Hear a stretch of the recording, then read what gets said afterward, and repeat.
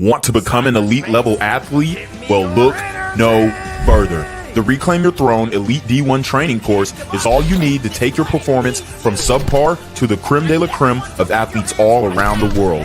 The purpose of this course is to give you a comprehensive weight training, speed, flexibility, recovery, and endurance program that is meant to prepare young athletes for collegiate and professional sports. This course is packed with over 2 hours of creative, action-packed lifts narrated and coached by yours truly to assure increased strength, speed, flexibility, recovery, and endurance. Hey, I get it.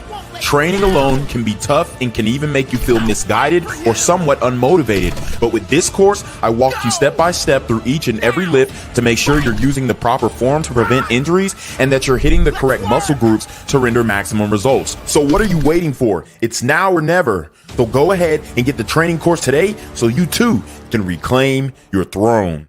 Want to become an elite level athlete? Well, look no further. The Reclaim Your Throne Elite D1 training course is all you need to take your performance from subpar to the creme de la creme of athletes all around the world. The purpose of this course is to give you a comprehensive weight training, speed, flexibility, recovery, and endurance program that is meant to prepare young athletes for collegiate and professional sports. This course is packed with over 2 hours of creative, action-packed lifts narrated and coached by yours truly to assure increased strength, speed, flexibility, recovery, and endurance. Hey, I get it. Training alone can be tough and can even make you feel misguided or somewhat unmotivated. But with this course, I walk you step by step through each and every lift to make sure you're using the proper form to prevent injuries and that you're hitting the correct muscle groups to render maximum results. So what are you waiting for? It's now or never. So go ahead and get the training course today so you too can reclaim your throne. Want to become an elite level athlete? Well, look no further. The Reclaim Your Throne Elite D1 training course is all you need to take your performance from subpar to the creme de la creme of athletes all around the world. The purpose of this course is to give you a comprehensive weight training, speed, flexibility, recovery, and endurance program that is meant to prepare young athletes for collegiate and professional sports. This course is packed with over 2 hours of creative, action-packed lifts narrated and coached by yours truly to assure increased strength, speed, flexibility, recovery, and endurance. Hey, I get it. Training alone can be tough and can even make you feel misguided or somewhat unmotivated. But with this course, I walk you step by step through each and every lift to make sure you're using the proper form to prevent injuries and that you're hitting the correct muscle groups to render maximum results. So what are you waiting for? It's now or never. So go ahead and get the training course today so you too can reclaim your throne. Want to become an elite level athlete? Well, look no further. The Reclaim Your Throne Elite D1 training course is all you need to take your performance from subpar to the creme de la creme of athletes all around the world. The purpose of this course is to give you a comprehensive weight training, speed, flexibility, recovery, and endurance program that is meant to prepare young athletes for collegiate and professional sports. This course is packed with over 2 hours of creative, action-packed lifts narrated and coached by yours truly to assure increased strength, speed, flexibility, recovery, and endurance. Hey, I get it. Training alone can be tough and can even make you feel misguided or somewhat unmotivated. But with this course, I walk you step by step through each and every lift to make sure you're using the proper form to prevent injuries and that you're hitting the correct muscle groups to render maximum results. So what are you waiting for? It's now or never. So go ahead and get the training course today so you too can reclaim your throne. Want to become an elite level athlete? Well, look no further. The Reclaim Your Throne Elite D1 training course is all you need to take your performance from subpar to the creme de la creme of athletes all around the world. The purpose of this course is to give you a comprehensive weight training, speed, flexibility, recovery, and endurance program that is meant to prepare young athletes for collegiate and professional sports. This course is packed with over 2 hours of creative, action-packed lifts narrated and coached by yours truly to assure increased strength, speed, flexibility, recovery, and endurance. Hey, I get it. Training alone can be tough and can even make you feel misguided or somewhat unmotivated. But with this course, I walk you step by step through each and every lift to make sure you're using the proper form to prevent injuries and that you're hitting the correct muscle groups to render maximum results. So what are you waiting for? It's now or never. So go ahead and get the training course today so you too can reclaim your throne. Want to become an elite level athlete? Well, look no further. The Reclaim Your Throne Elite D1 training course is all you need to take your performance from subpar to the creme de la creme of athletes all around the world. The purpose of this course is to give you a comprehensive weight training, speed, flexibility, recovery, and endurance program that is meant to prepare young athletes for collegiate and professional sports. This course is packed with over 2 hours of creative, action-packed lifts narrated and coached by yours truly to assure increased strength, speed, flexibility, recovery, and endurance. Hey, I get it. Training alone can be tough and can even make you feel misguided or somewhat unmotivated. But with this course, I walk you step by step through each and every lift to make sure you're using the proper form to prevent injuries and that you're hitting the correct muscle groups to render maximum results. So what are you waiting for? It's now or never. So go ahead and get the training course today so you too can reclaim your throne. Want to become an elite level athlete? Well, look no further. The Reclaim Your Throne Elite D1 training course is all you need to take your performance from subpar to the creme de la creme of athletes all around the world. The purpose of this course is to give you a comprehensive weight training, speed, flexibility, recovery, and endurance program that is meant to prepare young athletes for collegiate and professional sports. This course is packed with over 2 hours of creative, action-packed lifts narrated and coached by yours truly to assure increased strength, speed, flexibility, recovery, and endurance. Hey, I get it. Training alone can be tough and can even make you feel misguided or somewhat unmotivated. But with this course, I walk you step by step through each and every lift to make sure you're using the proper form to prevent injuries and that you're hitting the correct muscle groups to render maximum results. So what are you waiting for? It's now or never. So go ahead and get the training course today so you too can reclaim your throne. What's good, Shadow Realm? It's your boy Reclaim Your Throne coming at you with another crazy video. But first, my goal is to get to 10,000 subscribers by the end of the month. So make sure you go ahead and like, comment, share, subscribe. You already know. Reclaim Your Throne. So guys, I have to complete the breakdown of the Andrew Wilson, Coach Greg Adams debate. I meant to do this, finish this up last week, but I got caught up in scheduling and family stuff. But we're back. Okay. We are back better than ever. We're going to do this thing. We are going to take over. Okay. So, want to go ahead and jump right into this breakdown as we are heating up here in this debate. So without further ado, let's get into it. The black community solved by Andrew Wilson. Yeah, so let me tell you a bunch of things that can be done which will help mitigate these Please issues. do, please do. So they're basically at the point where they're debating the black community and how the black community can be improved and whatnot. So that's kind of where we left off on this debate here. First is that you can accomplish, yeah, not some pipe dream. That can be accomplished. Okay, here we go. That can be accomplished politically and already are beginning to be accomplished politically. The first is you have to outlaw abortion. You have to.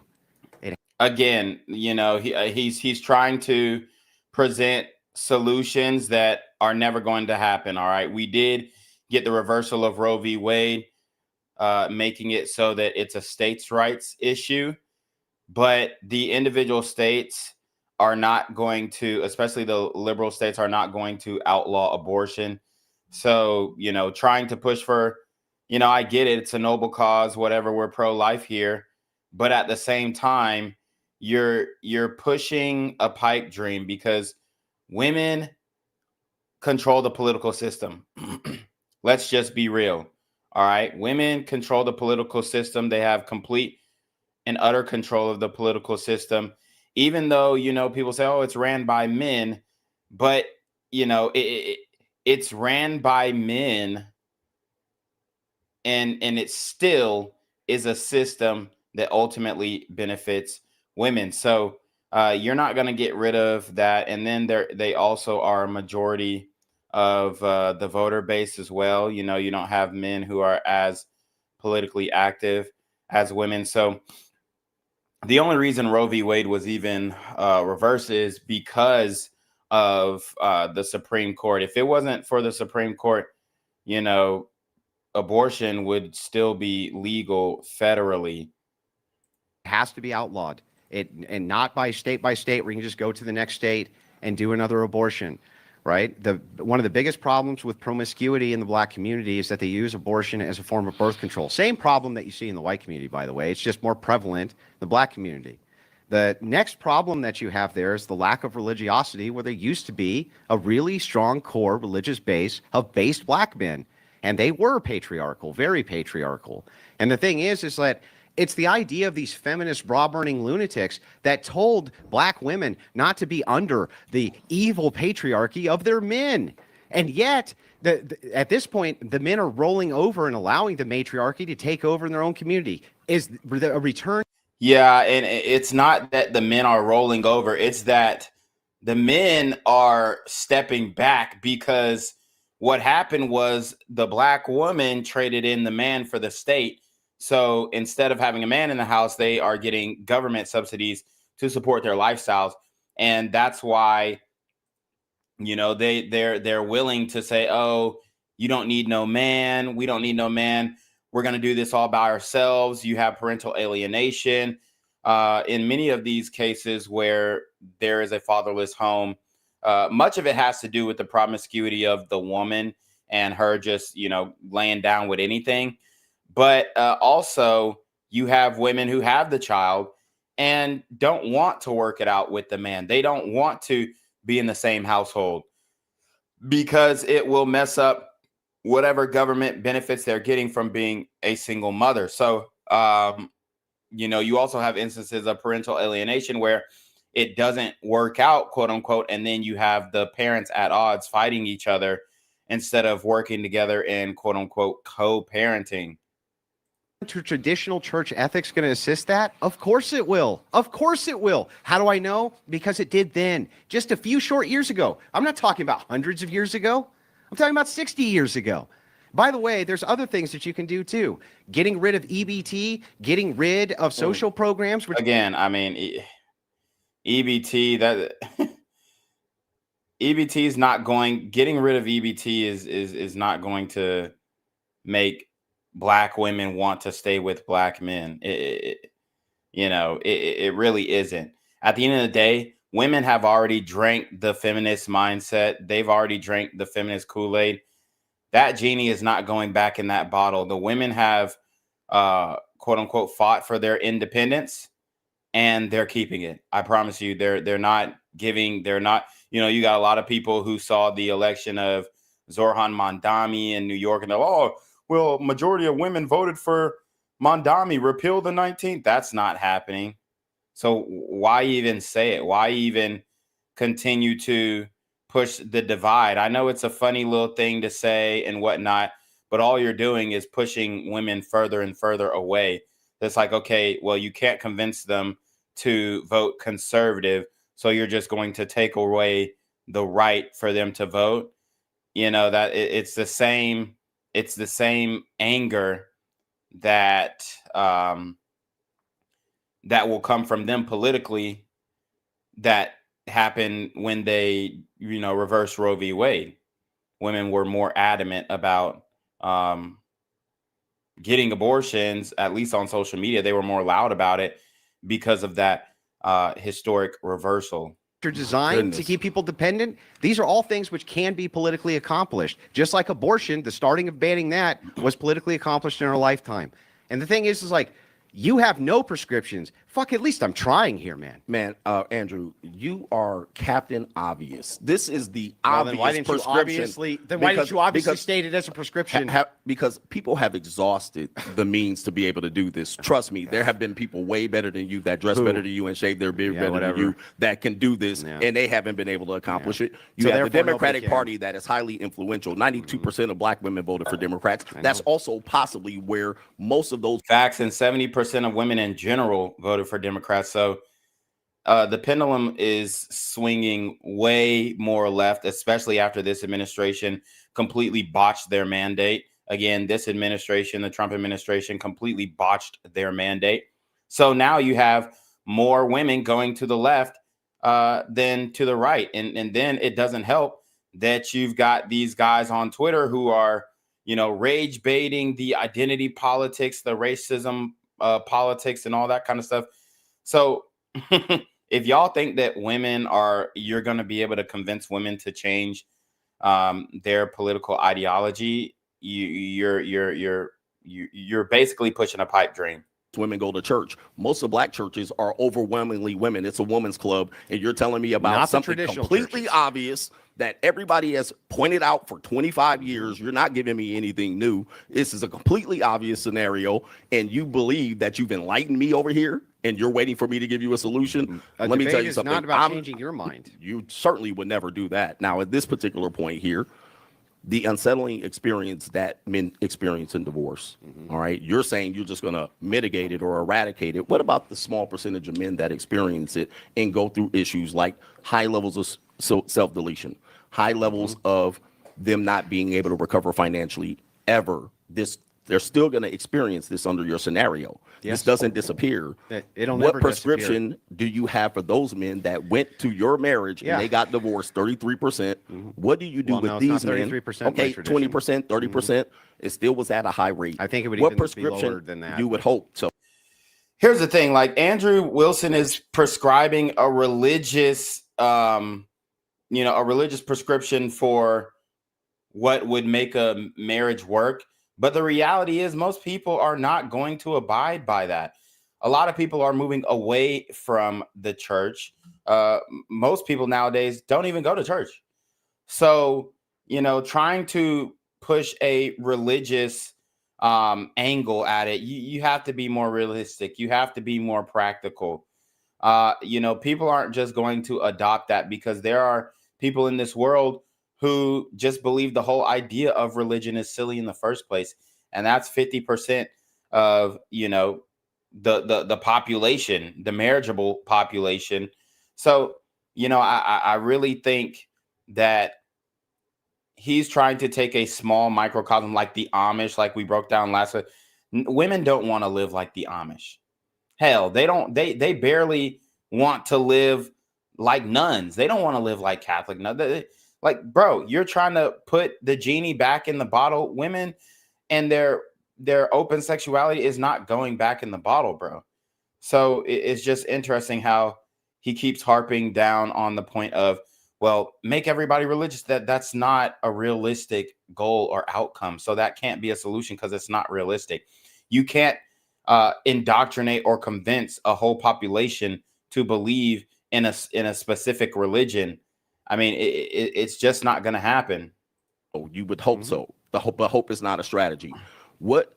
Hold on for a second. What scenario do you have for men that you led into the burning building when they experience separation from their children, parental alienation, high levels of self-deletion? Yeah. What prescription do you have, sir, that you sold? You have all the answers. Please enlighten us. Yeah, what you're going to do with these men. Are you going to enforce them to have sex with other virgins that you have on the sideline? I'll answer the question, but I want to make a deal with you that if I answer this last question of yours, that you'll actually answer when I ask you after that. Listen, we're not in a court of law. I don't have to answer anything. I can state something. Yeah, no, but I'm asking if we can make a deal. That if I answer this question, you'll answer my next question that you ask me. I'll consider. So we're not going to make a deal on that? I don't have to make a deal. Listen, you don't have to. I'm asking if you will. Possibly. So go ahead. Possibly. Okay. Well, then I possibly will hold the debate hostage until you possibly make a deal with me. All right. Great. So that gives me the floor. So we'll just sit here and stare at each other, or we just filibuster each other. Like at this particular point. So you don't want to. So I can answer it. You want to answer it, but you're not going to. But you're not going to answer mine. I just want that clear. You're not going to answer mine after. You're just going to filibuster and stonewall again. I ask you the question, put it on the table. So this is pretty simple, right? What you're proposing here. Every policy prescription which is made anywhere in any nation, with any people group, from the tribal all the way to the national level, is going to be a trade-off, no matter what. There's always going to be some people who are disaffected by it in some small percentage, and there's not a damn thing you can do about it. We don't run societies based on outliers. The second thing is, when it comes to... but, we don't run societies based on outliers, but he's basing his whole argument on an outlier, which is Orthodox or Catholic marriages.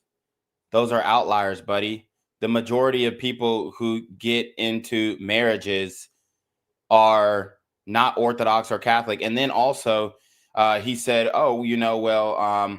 if the woman is a virgin, which is less than 7% of women between, the ages of 18 and 31. If a woman is a virgin, then that increases your likelihood of not undergoing a divorce. But again, that's an outlier. Most women are not virgins. So he's trying to make an argument against outliers when his whole argument is based on an outlier. Suicide in men, particularly, one of the best ways to mitigate that is to begin the process of eliminating deployment of troops abroad. Because one of the biggest contributing factors to male suicide, including in marriage with divorce, is their veteran status. And it's because they really depend on. Well, again, speaking about men in the military, the majority of men in the military who delete themselves, who are married, have a Dear John letter, okay? A Dear John letter. And it's basically a self-deletion note that they write about, whatever love that was lost in that marriage. And women actually weaponize marriage against military men more than anything, right? Because, there are certain codes of conduct in the military, whereas, if a man is in a sexless marriage and then he goes out and deals with another woman, he's going to be reprimanded militarily for that. And if they undergo a divorce, there are consequences for that man in the military as well. And she could even lie on him, say that he hit her or whatever. You're going to face consequences militarily, and that can also do additional stress to your mental state and your mental health, especially as a young man at war. And I mean, we all know that military wives are are getting clapped back at home. So that, I definitely understand why there's a high rate of self-deletion in the veterans. Their family to assist them with what's going on mentally from the fact they've been deployed in these wars. And one thing you could really do that would help that's what the American First policy is we want to bring the troops home, no more foreign wars. That will greatly help and aid with this problem. And by the way, but that's not happening. That's not what's going on. Trump, he thinks the solution is, get women to vote conservative. No, women voted conservatives. Well, specifically white women overwhelmingly voted for conservatives in this administration. And now what do we see? We see the farmers losing their ass. We see Trump proposing 50-year mortgages, 15-year car loans, a perpetual debt cycle for the American people. We see him screwing the farmers, and we see him screwing the soy farmers as well. I mean, there's so many betrayals. We see him hiding the Epstein files. We see him, throwing parties at Mar-a-Lago and while the government is shut down. We see, him removing the SNAPS program and all that kind of stuff. And we can talk about the red pill benefits from the SNAP program being removed as well. But ultimately, that's going to hurt a lot of people. So, trying to give a solution, make women more conservative and they vote conservative and then all the problems will be solved. No, the conservatives are screwing you over as well. So it's two sides to the same coin, bro. Policy-wise, it's already been aiding with this as Trump has wound these wars down. And by the way, I'll point out that's a good one. I like it. I'll point out a few more things that you can please do. Yes. So another thing that you can do is at the national level, right? From propaganda works.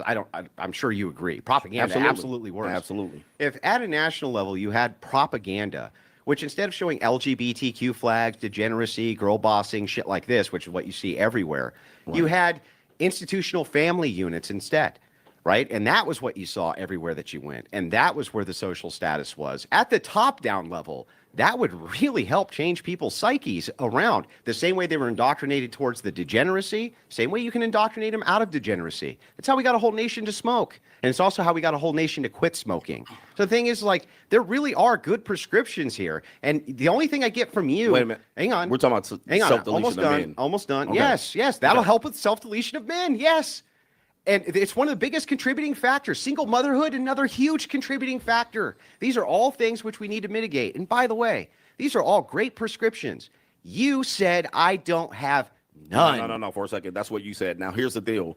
These are great prescriptions. I happen to live in the time that you're talking about when the FCC didn't allow degeneracy. And I was able to live through the time where they started to allow it. So I, unfortunately, was able to see a time where America was great and now we had dysfunction. So I agree with some of those things. That took place probably 40 or 50 years. It would take a very, very unique scenario for that to occur when you have Cardi B and this type of music out here. And she's a single mother, divorcee with a man that is having babies. I mean, here's the thing. I promise that genie is not going back in the bottle. It just isn't. The female independence pill, or whatever you want to call it, the feminist, whatever. It's not going back in the bottle. They are able to make their decisions on their own. They're going to continue to vote more left, whether that you see that as a good thing or a bad thing. We see the pendulum, shifting. And I mean, let's not even talk about the midterms. The conservatives are going to get washed in the midterms. It's going to be an absolute blue wave. It's going to be a tsunami of left-leaning men and women, because mostly people are tired of the partisanship. But at the end of the day, the Republicans are shitting the bed right now, especially Trump.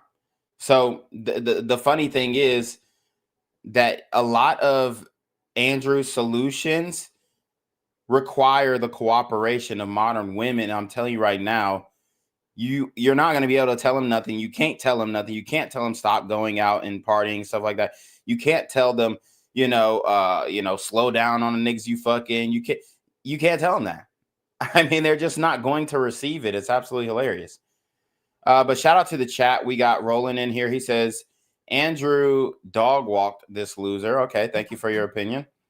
We got Lacanos. He says, he didn't freaking destroy him. All he did was insult like a damn child. He is a big boy, a big baby. I don't think you guys watched the whole debate then. LOL, more nonsense. What I saw, CGA acted like a chick on the rag from what I saw. Again, from what you saw, that means you didn't see the whole debate. Andrew wants to pretend like over 70% of divorces in the United States don't identify as Christian. Exactly. He was too diced up. He has to dice up Christianity to fit his narrow viewpoint. Exactly. He had to narrow it down to Orthodox and Catholics. And let me tell you what, bro, even though people may not, quote unquote, identify as Catholic, I know a lot of people who grew up in the Catholic Church who are still Christians who get married and get divorced. You can't use social pressure to make your wives have sex with you. Exactly. That's a good argument. Okay, so that's an actual argument. Hold on for a second. No, that's something that you agree with. That's okay. No, that's okay. An actual argument. No, it's an agree. You just agree.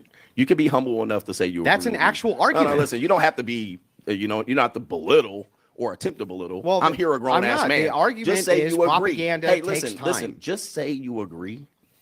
You want to be the answer? It's not a matter of agreement. It's a matter of recognizing that was an argument. It's okay, sir. It's the only argument you're you've made to the whole somebody debate. across from you. No, just say you agree. You can humble yourself in the side. I don't agree. Now, it's just an argument. You agree. Be a big boy. Be a big boy. I don't agree, but it's an argument. Here's a second. Okay.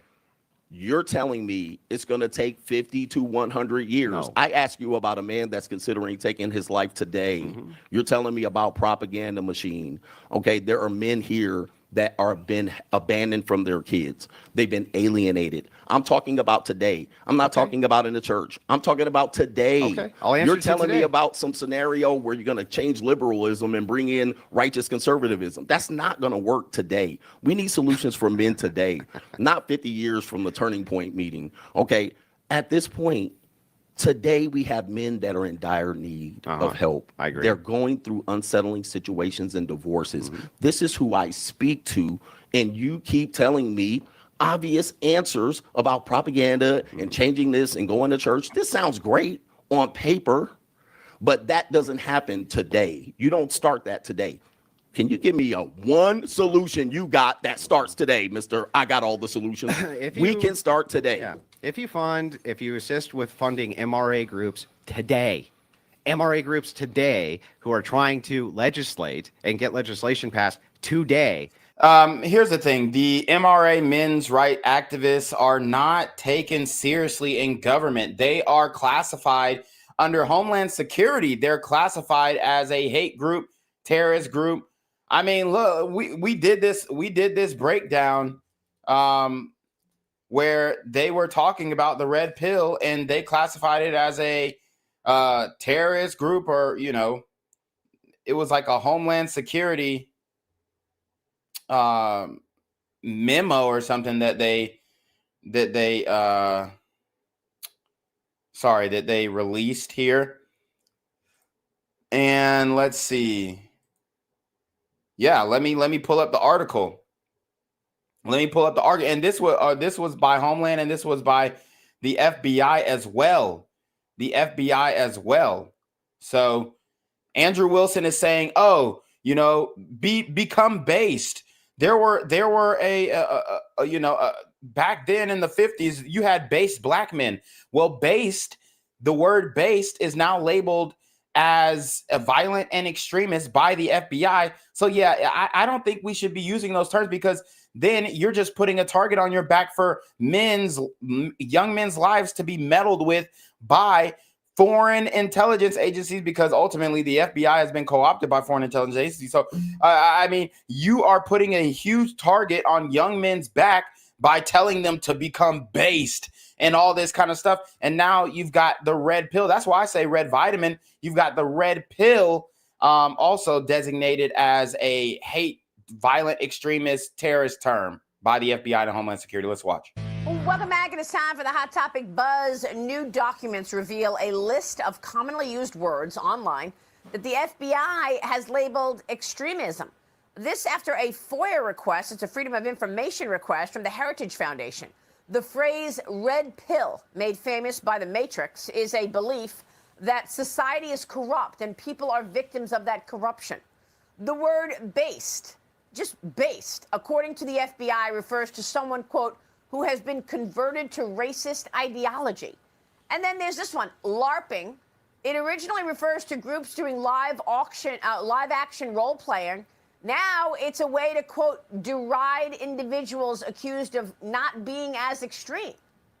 These are the words that the FBI has indicated are in the extremist category. Monica. Well, I just tweeted the word. So, I mean, you heard it there. So Andrew Wilson wants young men to start using terms like based and take on, quote unquote, based ideology, so that you can put a target on your back in this social credit score society that we live in the United States, where they can deplatform you, debank you, censor you, shadow ban you, hell, demonetize you. Elon Musk demonetized me on X. I'm surprised that the quote unquote leftist platform YouTube has actually monetized me and at least given me, even though I'm still shadow banned, at least they give me a damn hope. But Elon Musk's right-wing X Twitter, account, whatever the platform, he has demonetized me, since he's removed one of my accounts, and then he also demonetized me as well. So, it's just, it's just a joke to think that the right is somehow better than the left. Ultimately, when it comes to the leadership, they're all crooks, and they're all, pushing for one world government. So if you want to put a target on your back by, claiming to be based or claiming to be red pilled or whatever, be my guest. But at the same time, you have to know what comes with that. And Andrew Wilson is prescribing something that is going to push you probably closer to self-deletion if, you end up using these terms, end up using these phrases to describe yourself. You get a target on your back, and now you're on the no-fly list, like Nick Fuentes, who's on the no-fly list because of his online, activism or whatnot. So, I mean, Andrew Wilson is basically putting a target on young men's back by conforming to these online ideologies, right? And prescribing just non-starter solutions to create preventative measures for those men today. Now, if you ask me, can you do anything about a man who might be willing to blow his head off right this second because he's already going through the events of divorce, which I had nothing to do with? wasn't there for, could never do anything about. Nobody can do anything Can you prevent? about it. Of course, nobody can. But that's built Even into your righteous ecclesiastic reverend built from the pulpit. Yes, but it's built into the question. What you're building into the question is probably the worst framing ever.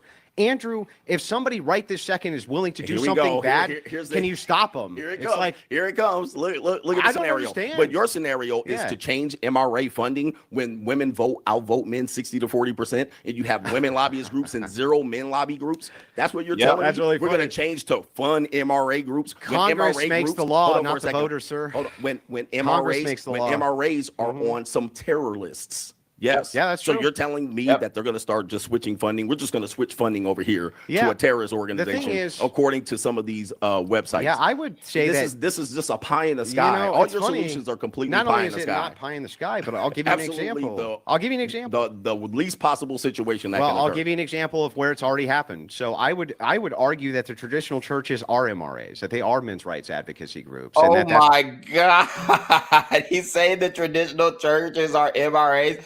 Dude, get the fuck out of here. The traditional churches are the ones who brought you happy wife, happy life, dude. Clown shit. Clown shit. The traditional churches are the ones who brought you happy wife, happy life. And traditional churches are the one who brought you the man cave. A man should have a man cave in the house that he pays bills in. He has to seclude himself to a room in a dark basement. Bro, I mean, these dudes are these are the guys who are in sexless marriages, dog.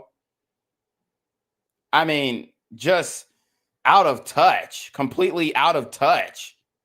Where traditional masculinity is mostly found today, where men are Oh my God, did he say traditional masculinity is found in the what? Traditional masculinity is found in the church? Yeah, right. The church, the men in the church have completely been neutered, bro. Where is this guy going to church? Because, I mean, Andrew Wilson couldn't even open a jar of pickles. And he's actually on the whatever podcast debating the same light-skinned chick with dreads.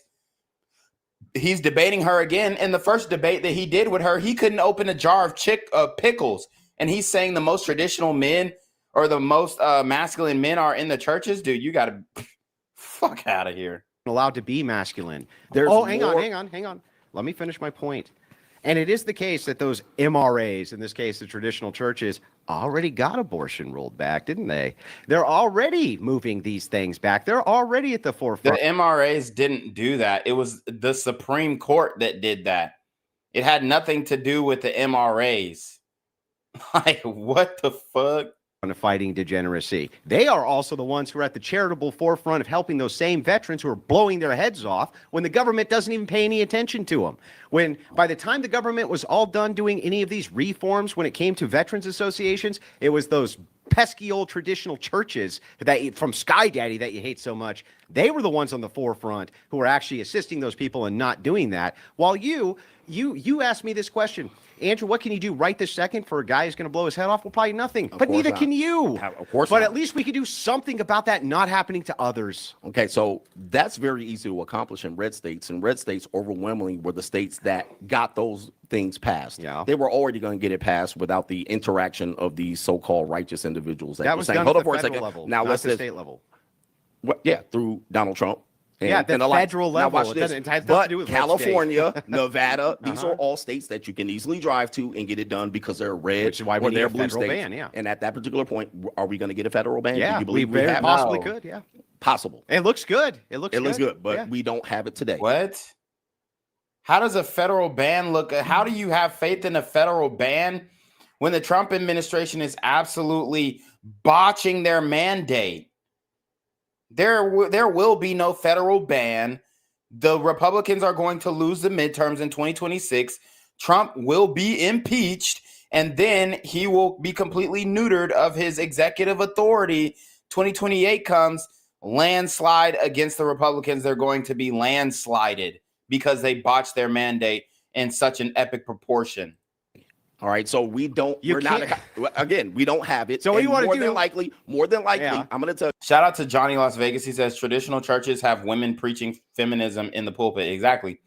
Myron Bourne says, CGA Juan, don't let these tradcuck dorks gaslight you into thinking anything Andrew said was logical. Johnny Las Vegas also says, MREs, meals ready to eat, right? Nathan Kimball says, marriage was at its best when people were traditional. Without faith in Christ, then yeah, it doesn't make much sense for a man to get married. But it would be better for people to move back to the faith and get married. Yeah, good luck with that. Good luck with that is what I'm saying.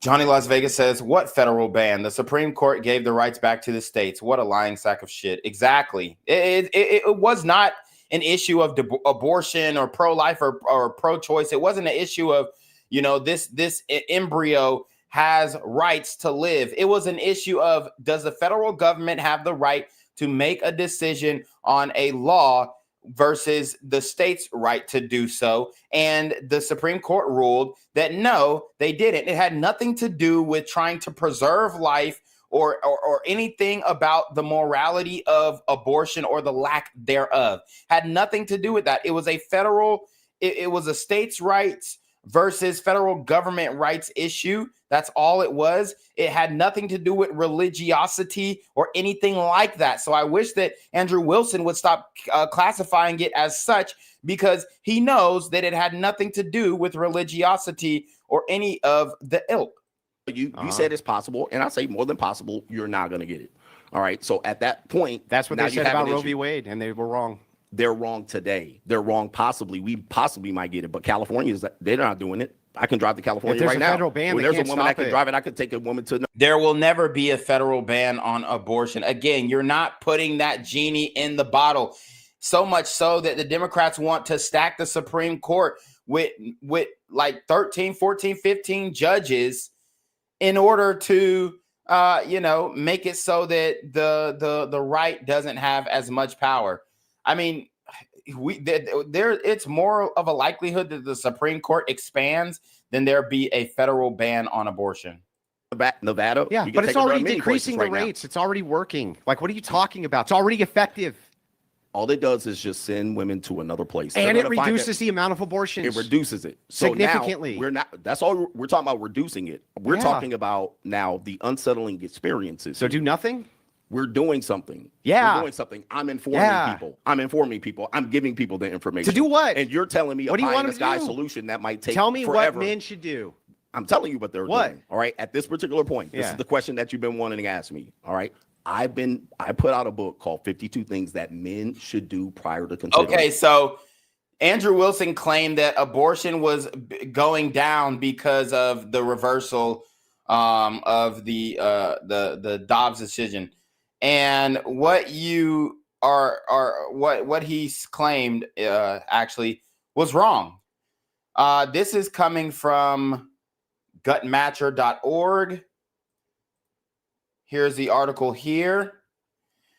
Despite the despite bans, state by state, number of abortions in the United States increased in 2023.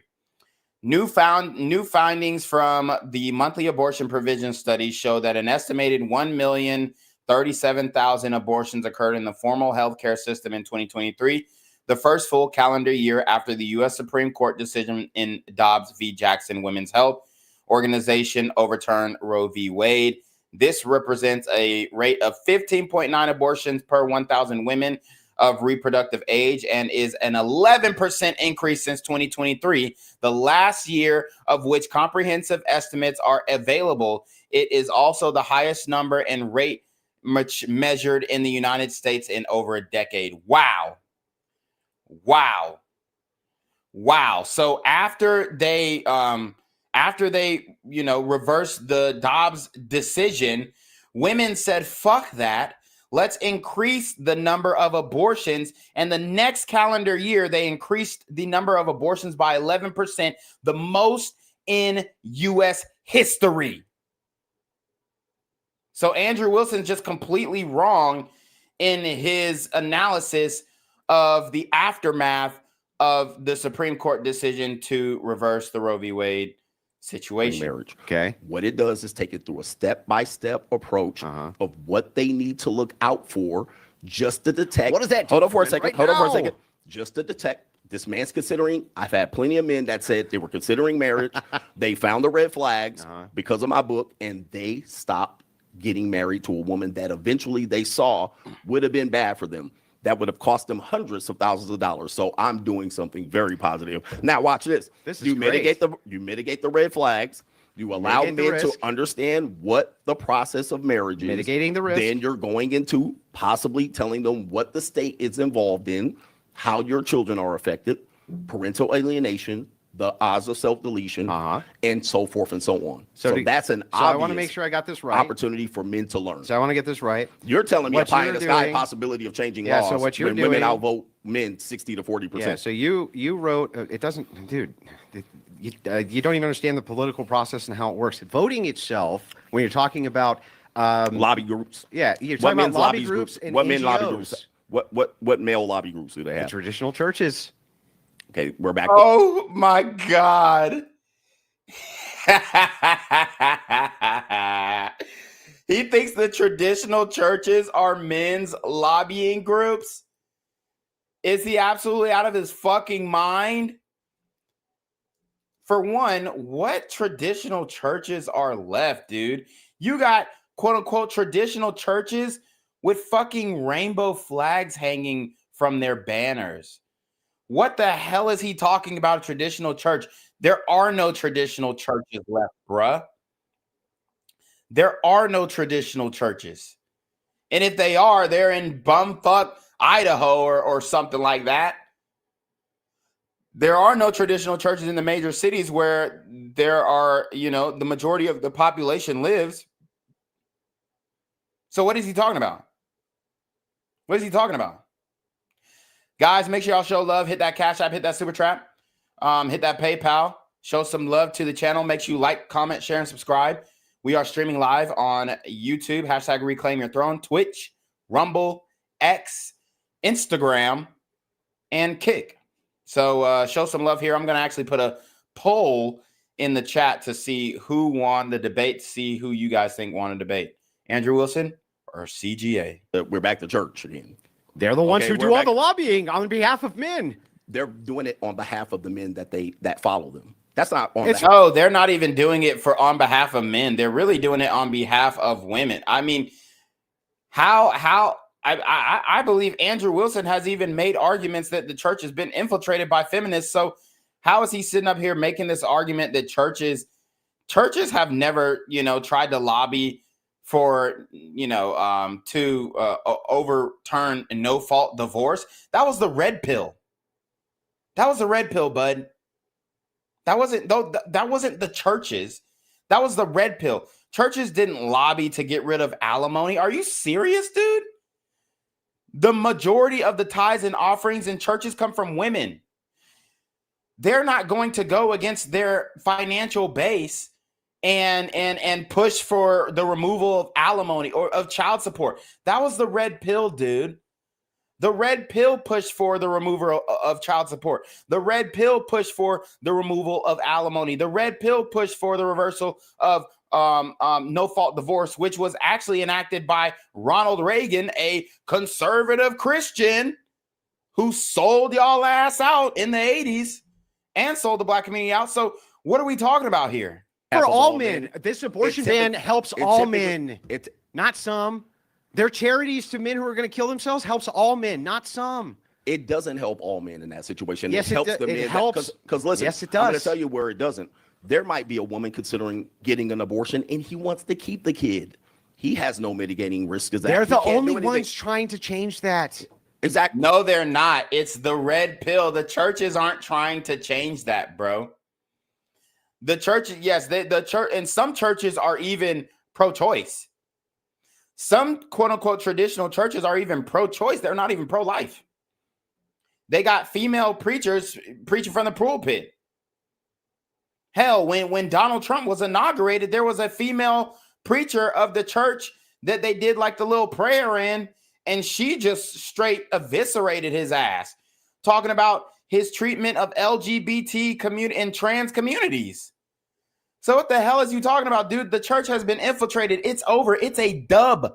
Who is? The traditional You're churches. saying the traditional churches. Yes. All right. What At church? that point, that doesn't help him. What church? Because I just saw a video of a woman who was calling these traditional churches on TikTok, and she was asking for baby formula, and they turned her ass away. So these traditional churches that he's trying to uphold and say, oh, are just such, they're doing the work that the men's rights activists are doing, and all. No, the fuck, they're not. Yes, it does help him. So you're saying at that point, it's only the traditional church when you have hundreds of female lobbyist groups and you have them out. They're the ones combating those female lobbying groups. And yes. that's it. How are they doing? No, they're not. They're doing great. Only the red No, states. at the federal level, they're doing great. You're wrong. You can still go to other states to get it done. Yes, but we've still this managed to mitigate it even in those states. It's a war. It's a political war. right. That's how it works. Exactly. And not only that, let's point this out. Your whole solution here, I wrote a book to help mitigate future events. Oh, great. Andrew, what are you trying to do? Help mitigate future events. Exactly. Oh, right now, right this second, what can I do to help? Andrew says right this second, if guy has a 357 in his mouth, he's going to pull the trigger, he can't do anything. You're totally right, but neither can you by your own admission. Correct. So there we go there. When we're looking at the future, though, and I say, let's do all of these different prescriptions, which we can actually politically accomplish and move towards, you say, that's all fucking pie in the sky, blah, blah, blah, blah, blah. I ask, well, what can you do as far as future prescriptions? And You I say, told them- blacks are fucked, and I have absolutely no prescriptions for it. No, Sorry, actually, guys. I wrote a book, 52 things that men could consider To prior mitigate marriage. divorce risk. The To same thing I'm find trying out to do. if they're marrying the right woman. So you're just Mitigating mad. divorce You're just risk. mad that I have one solution, you have another, and we don't Mine's agree with better. it. That's what you believe. I think yours is pie in the sky. So that's just. I your don't see own how it belief can be system. pie in the sky. When It's not affecting working. way You're more men asking- than your book you're is. asking, no. My book actually has 15,000+. You have how So? many? Hold on. You have So? how many? You have how many ecclesiastic marriages that your church pastors are going to go into the bedroom and enforce marriages? You can't even give me Nobody a number. ever proposed You couldn't that. even You're give me a such a number. liar. You can't It's even give me such a a number. liar. You said that. Give me a Nobody number. said Okay. that the pastors are going to go in the bedroom and enforce anything. Okay, social pressure. Stop lying. All your social Just pressure. Stop lying, Hey, dude. listen. Where's your social pressure? How many people do you have in your ecclesiastic marriages? How many people got married under that? Millions. Please give me a number. Millions of Show people me a have an number. Go- ecclesiastical can you type authority. it up? That's Go ahead and type it up. people have an ecclesiastical marriage. They may have a No, state cert also. under your scenario. What do you want me to type? We don't. How many? We don't you don't know. We don't know Exactly, exactly. But you're sneezing at my number, but you don't know at We all. know for hey, sure listen, there's a lot that you don't even know. if it was There's the a case lot that don't you know. never adopted the state, But you don't have any number. even if it's the Can you- case, hang on. What's hang the on, number? Hang on. Even if it's the case that all they ever did was get a state marriage certificate and never even followed that portion of what I'm saying, right?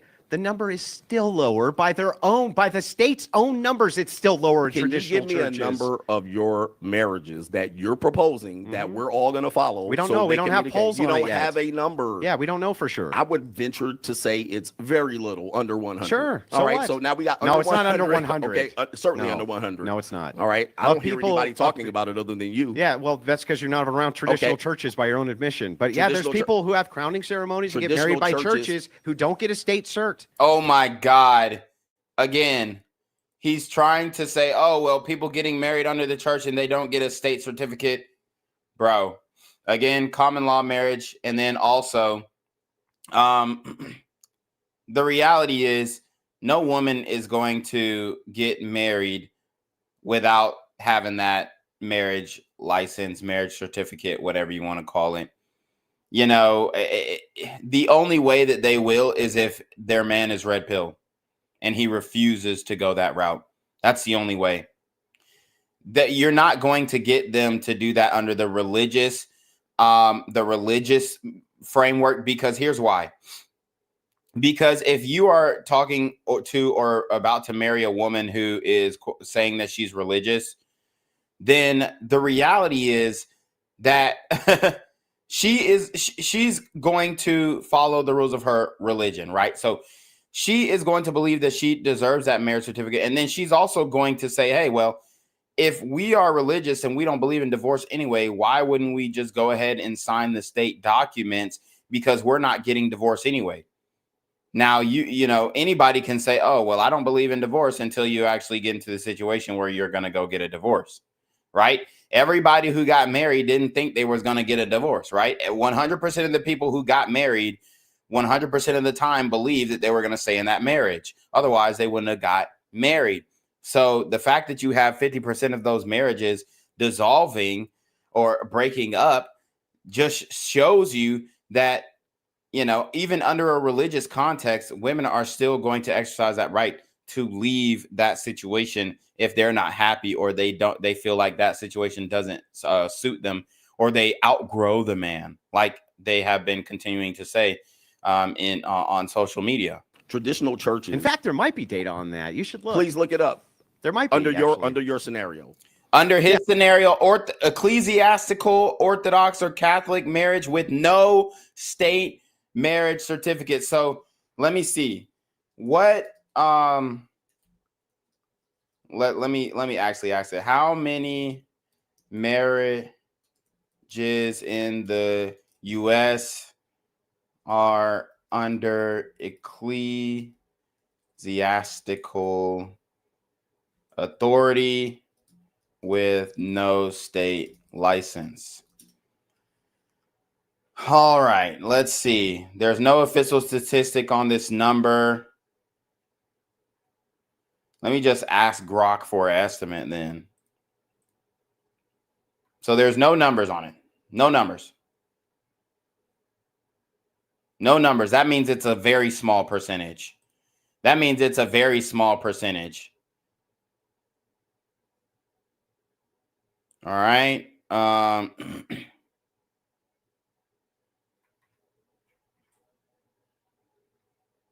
Let's see.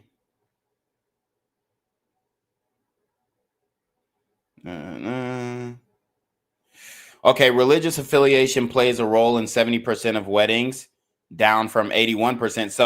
So again, get this. His prescription is religion, but 70% of people who get married are religious. And 50% of those marriages are ending. They say, but nearly all of them involve licenses. Interfaith or secular marriages are rising, further reducing unlicensed religious-only unions. So they're saying it's more likely for people who are interfaith or in secular marriages to be married without a state license than it is for somebody in a religious marriage. So he's completely off base, doesn't even understand the data when it comes to this. That's exactly what I said. He's saying, oh, well, if you remove the state, then the marriage is going to last. No, if you remove the state, that is more reason why it's easier to leave. Once you involve the state, then it's harder to leave. You see how that works? Even though the state incentivizes women to leave, it's still harder. It's still more stressful. Nobody wants to go through that divorce process, and it's a stressful process. So therefore, you're going to have more pushback on leaving a marriage. Whereas if you don't sign those legal documents, then it's going to be easier to leave because there's no law that or any type of legal process that you have to go through to unwed yourselves. So yeah, if you meant something, let's see. Let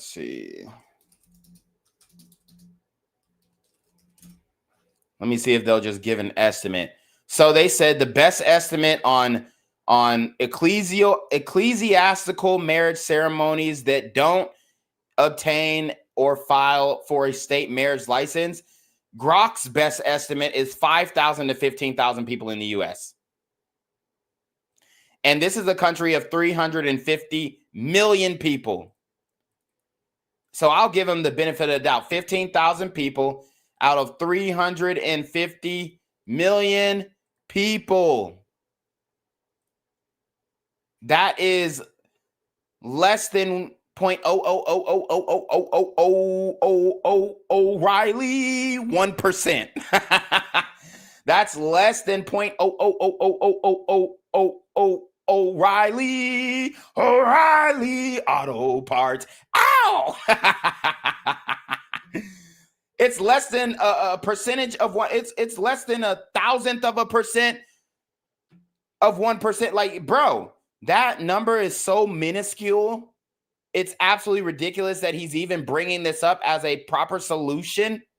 And then within those marriages, the divorce rate is even higher because you don't have a marriage license to secure that marriage and to keep them at least honest in the marriage and keep them together. Under my scenario, but the thing is that even if we were so to we got grant, 125 even marriages. if we were to grant it, Yes. still from the state's own admission, the divorce rate's still significantly lower for a reason. 20 to 30%. Okay, so That's it's huge. Still lower. It is nice. Significantly It will be lower. nice. You still have men under unsettling divorce conditions. You still have men under state-funded divorce. You still have men under child support. You still have men under parental alienation. You still have sexist marriages. 2 out of you 10. haven't accomplished most of these things. 2 out of 10. 2 out of 10 what? That would be 2 out of 10. It's 20%, right? 2 out of 10 of those marriages, as opposed to your system. 4 out of 10. Yeah, in your 5 system, out of 10. In your system, it's much higher. It's the system that exists. No, it's not. But you're Listen. telling me 150 marriages. This is No. all of these scenarios. I have to be honest with you. This wasn't much of a debate. Yeah, I know. You lost every no, point. listen. Much of your scenarios were make believe. To be honest with you, they were pretty make believe. You would have to have an extremely considerable movement to be able to accomplish them.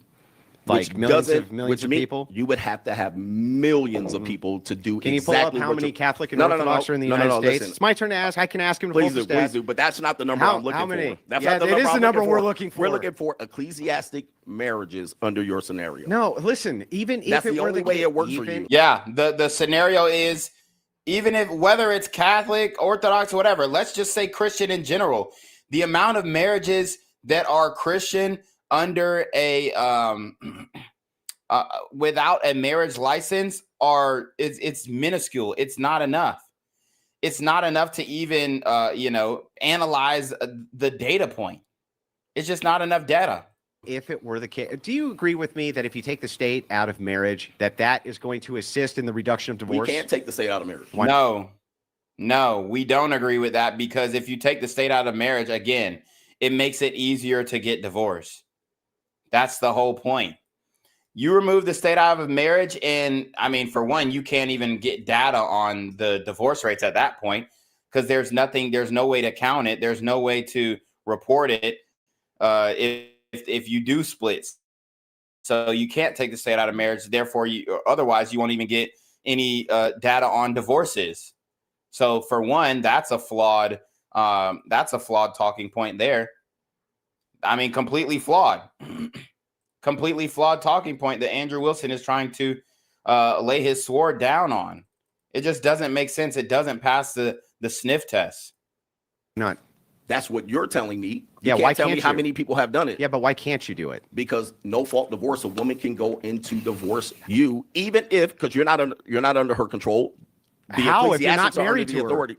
By the state, you're not married. How can she take you to divorce court? Can you explain that to me? I asked you this earlier. Have you been through a divorce? It doesn't matter. No, that's Answer a the yes. question. That's a yes. So you've been through a divorce. He's been through 3 divorces, apparently. From my understanding, Andrew Wilson has been divorced. Let's see.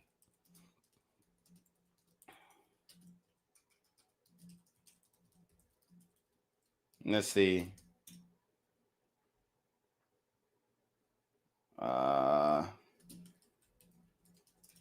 From my understanding, he's been divorced like 2 or 3 times. So he's married to Rachel Wilson, who also was divorced. So both of them have been divorced. Okay, so let's see. Andrew Wilson's wife confirms she had 3 kids with 2 different men before him. Wow. So Andrew Wilson is in a predicament himself. Let's watch this, because Coach Greg Adams asked him if he's been divorced. Andrew Wilson didn't want to answer. It said, "Oh, it doesn't matter." Oh, yes, it does matter, buddy. It does matter, because you're talking from a bad faith standpoint. If you know that, if you've been through a divorce, you know how divorce works, and you're still saying that it doesn't matter, you should still get married under this framework, and you've been through a divorce, you're literally proving that even if you're Christian, Orthodox, whatever, you're still going to be divorced. Hold up, let me get the volume. So this is his current wife now, talking about having 3 children from 2 different men. Let's watch. I'm telling you guys all this so that when these stupid bitches level this criticism, I'm not saying I'm perfect. Clearly, I was dumb. I miscalculated. I had issues and problems that made me do these things. I am not saying I'm an innocent, sweet angel. I'm not saying I was perfect. I was never promiscuous, though. You got to understand. I've had 3 long-term relationships in my life that comprised 27 years of my life. From age 16 to now, I've been with 3 people. So I was not hoeing. There was no promiscuity. I was not bed hopping. I was not homie hopping. There was none of that going on. I never even had a chance to do that. I had my first baby when I was 20. I've been like a very dedicated mom, homemaker since I was 20. Do I have 5 kids by 3 guys? Yes, I do. I know how that sounds. And I knew when I was 26. I knew at 26, I was like, people will hear this about me and they're going to assume all the things I would assume. And I'm going to have to just accept that. I'm going to just have to accept the fact that they're not going to care about my reasons, my excuses, my situations I was in. They're going to see, 5 kids by 3 guys, and this is what they're going to think of me. And that's okay. It's fine. Boom. So there you have it. I mean, and this is who Andrew married. And they're saying that they lied about it, apparently. Let's see. This Reddit thread has a lot on them. Let's see. My issue is that they lied about it. She has talked about her past and always made it seem like it went from a high school boyfriend to Andrew. Never about the drug addict criminal in between that knocked her up out of wedlock. I found out about her before Andrew. I watched some of her videos and even read her book on feminism. It's absolutely a must read if you like to know historical facts. I don't have a problem with her work, just the fact that they hid it from us fans. Had I known about it, I would have probably not been as interested in them. I do recall Andrew admitted his wife already married prior to him when he said he was pretty wild in his youth at college. I didn't know how extensive her past was, to be honest. 2 baby daddies is definitely wild, though. Wait, that's 3 now if Andrew has his own biological kids with her, too. If she was honest about her past and why it's a motivation, why she leads a campaign on modern 304ism, yeah, she would still have had credibility and respect all down the drain now. So there you have it. Andrew Wilson's current wife, has 3 baby daddies, I guess now, since Andrew Wilson, I guess they had a biological child together. I don't know, though. She might have been too old to have a kid by the time they got together. But she's a divorcee.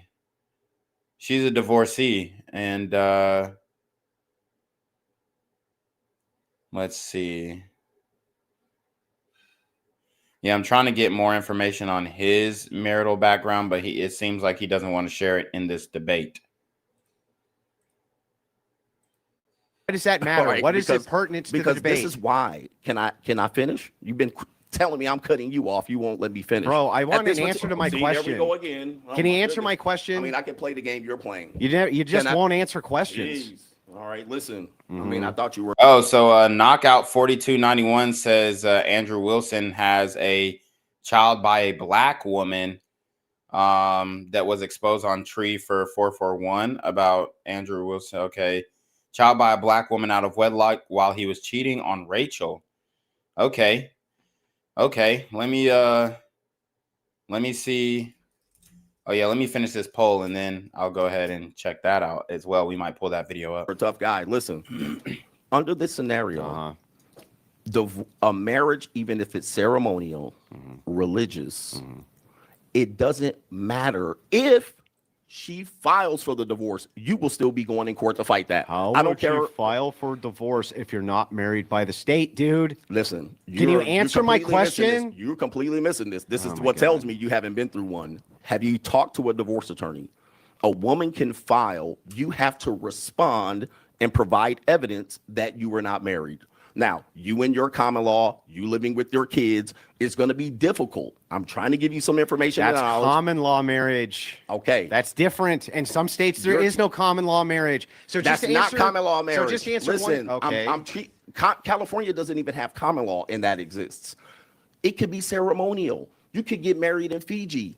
It doesn't matter. As soon as you get back here, if you practice marriage, the whole institution at that particular point, if she files, you, sir, will have to respond to that suit. Yeah. If you do, I would hope and pray that the judge, not God, grant you your wish. At that point, your argument fails because you then would have to say, my ecclesiastic reverend on the little house on the prairie granted this marriage, but it doesn't count under the state. I just want to make she sure can do this, and you have to respond. Can you help to me with this? Because I am actually lot. confused. So let's say a woman and a man went out to a field and declared themselves We got married. a scenario. Let's say if. Yeah, let's say if a that's the man one. went out to a field with a woman and declared that they're married. Correct. You're saying she can still go to a divorce court and divorce him. She can file for the divorce. How? You have to respond. Yeah, you with have what? To respond. Yeah, what does that mean, though? That doesn't mean Again, anything. I'm informing What are you. you What does talking that about? mean? This is how a lawsuit works. Okay. She's A a lawsuit. petitioner. Okay. She files. She says, we walked on coals. We went outside. Yeah. This was a union. I consider it a marriage. Everybody knows and addresses us as a marriage. Yeah. This is in non-common law states. We receive mail at this place. We've been living under the same roof for this many years. You will have to. Yeah, that's true. If she's receiving mail at your home, you're gonna be in a big trouble here. So they do have Rachel's timeline. So apparently, baby daddy 1, they're just calling him Chad, right? So 1997, she started dating Chad. 1998, she moves in with Chad. She gets pregnant in 2000 while she's 20 years old. She gives birth to her first daughter while she's 21. 2003, gives birth to her second daughter, 23. Chad leaves Rachel in 2003 because she was cheating on him with Brian, aka another man. So, let's keep going. Just trying to get more of this timeline here. All right. Rachel and Brian get married, the man that she cheated on with, this baby daddy 2. Rachel gives birth to son JJ, which is her third child. So she has 3 children, none from Andrew. Again, Andrew is a big stepdaddy. Oh, they're saying Chad is his actual name? Damn, okay. So Chad is his actual name. I thought it was an alias. So she gets married to Brian J in 2004. 2005, Rachel gives birth to a son, JJ, which is her third child. Brian and Rachel separate in 2006. 2006, Rachel files for child support on June the 23rd. Okay, so she filed for child support from her second baby daddy. Again, Andrew, this is you up next, bud. You up next, bruh. She got a history of filing for child support and divorcing. And we know the odds of second, third, fourth, fifth marriages failing. 2006, on September the 9th, the judge ordered Brian to pay $2,184 for back child support. The monthly child support and garnishment is $566, along with a $50 a month until the $2,184 is paid off. Wow. So this payment will, so his payments will be $616 a month until the back child support of $2,184 is paid off. All right, 2007, on April the 18th, Brian files for divorce from Rachel, who was served the next day on the 19th. Wow, so the man filed for divorce. Rachel files for a TPO against Brian and is granted the TPO on September the 3rd. Rachel filed for sole custody. So she pretty much is using the family court against her ex-husband. Okay, using the family court against her ex-husband. So she filed a protective order against him. All right, temporary protective order that protects victims from domestic violence. So I'm assuming that she is claiming that he was putting hands on her. She files for sole custody on September the 9th. On October the 16th, Brian appeals the TPO and it was dismissed. On January, so he appealed the TPO and it was dismissed, meaning he actually didn't put hands on her. On January the 28th, Brian files for sole custody of his son, who was 5 years old. So he's fighting her for custody. On February the 1st, Brian files a CPO against Rachel for his son, which he, let's see. All right. Let's keep going. Just getting the timeline. Yeah, they cooked her, man. They cooked her. I mean, Andrew has no defense against this history, especially this being his new wife. She does exactly what the red pill has preached against, honestly, when it comes to women and how they use the court system. On September the 9th, the judge ordered Brian to pay. Oh, excuse me. Let me skip ahead. Okay, so we got the TPO, then we got the CPO filed against Rachel for his son, which he had in his custody. Hearing was held on the 4th, where Brian was denied emergency custody, and on the 7th, his TPO on behalf of his son was denied. On October the 7th, the divorce was officially closed. So they were fighting for custody of the child. The divorce ends up being closed in 2011. And yeah, they got all the details. They got the court documents here proving all of this. Baby daddy number 3, Andrew Wilson. 2009, Rachel gave birth to a 4th child, SW, a daughter. Andrew was 25. Rachel was 29. So she is older than him. And obviously he has no game because she's chopped. So actually they did have a child together, 4th child, a daughter. And this is Rachel's 4th child, and Andrew is being the big stepdaddy to 3 children that are not biologically his. Wow. And so Andrew's wife is a single mother divorcee, and she's a single mother divorcee, and he got the nerve to be talking about some, women are gonna follow the strong man. They're gonna follow a strong leader. Bro, you're pretty much being played, honestly. As Andrew, you're cuffing up. This is your first. Come on. Rachel gave birth. All right. During the month of June, Andrew and Taraka get married. On June the 4th, Andrew's parents filed for guardianship of SW. The legal notices, though, they were sent to Rachel, not Andrew, who dodged being served. Since the deputy sheriffs couldn't serve her the court papers, the case was discharged. Andrew was married at the time, and the parents could have filed on his behalf since he was married to Taraka. During the month of February, Rachel gave birth to 5th child, BW, which is daughter. Okay, so I guess that's 2nd child by Andrew. During the month of December, they got married towards the end of the month, and Brian's son was 7 years old. Andrew was 28 and Rachel was 32. On December 3rd, 2015, Brian's son was killed in a tragic accident. He was 10 years old by a juvenile delinquent who stole his parents' vehicle. Wow.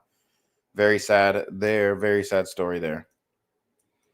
So, you got the trauma, losing a child, all this kind of stuff.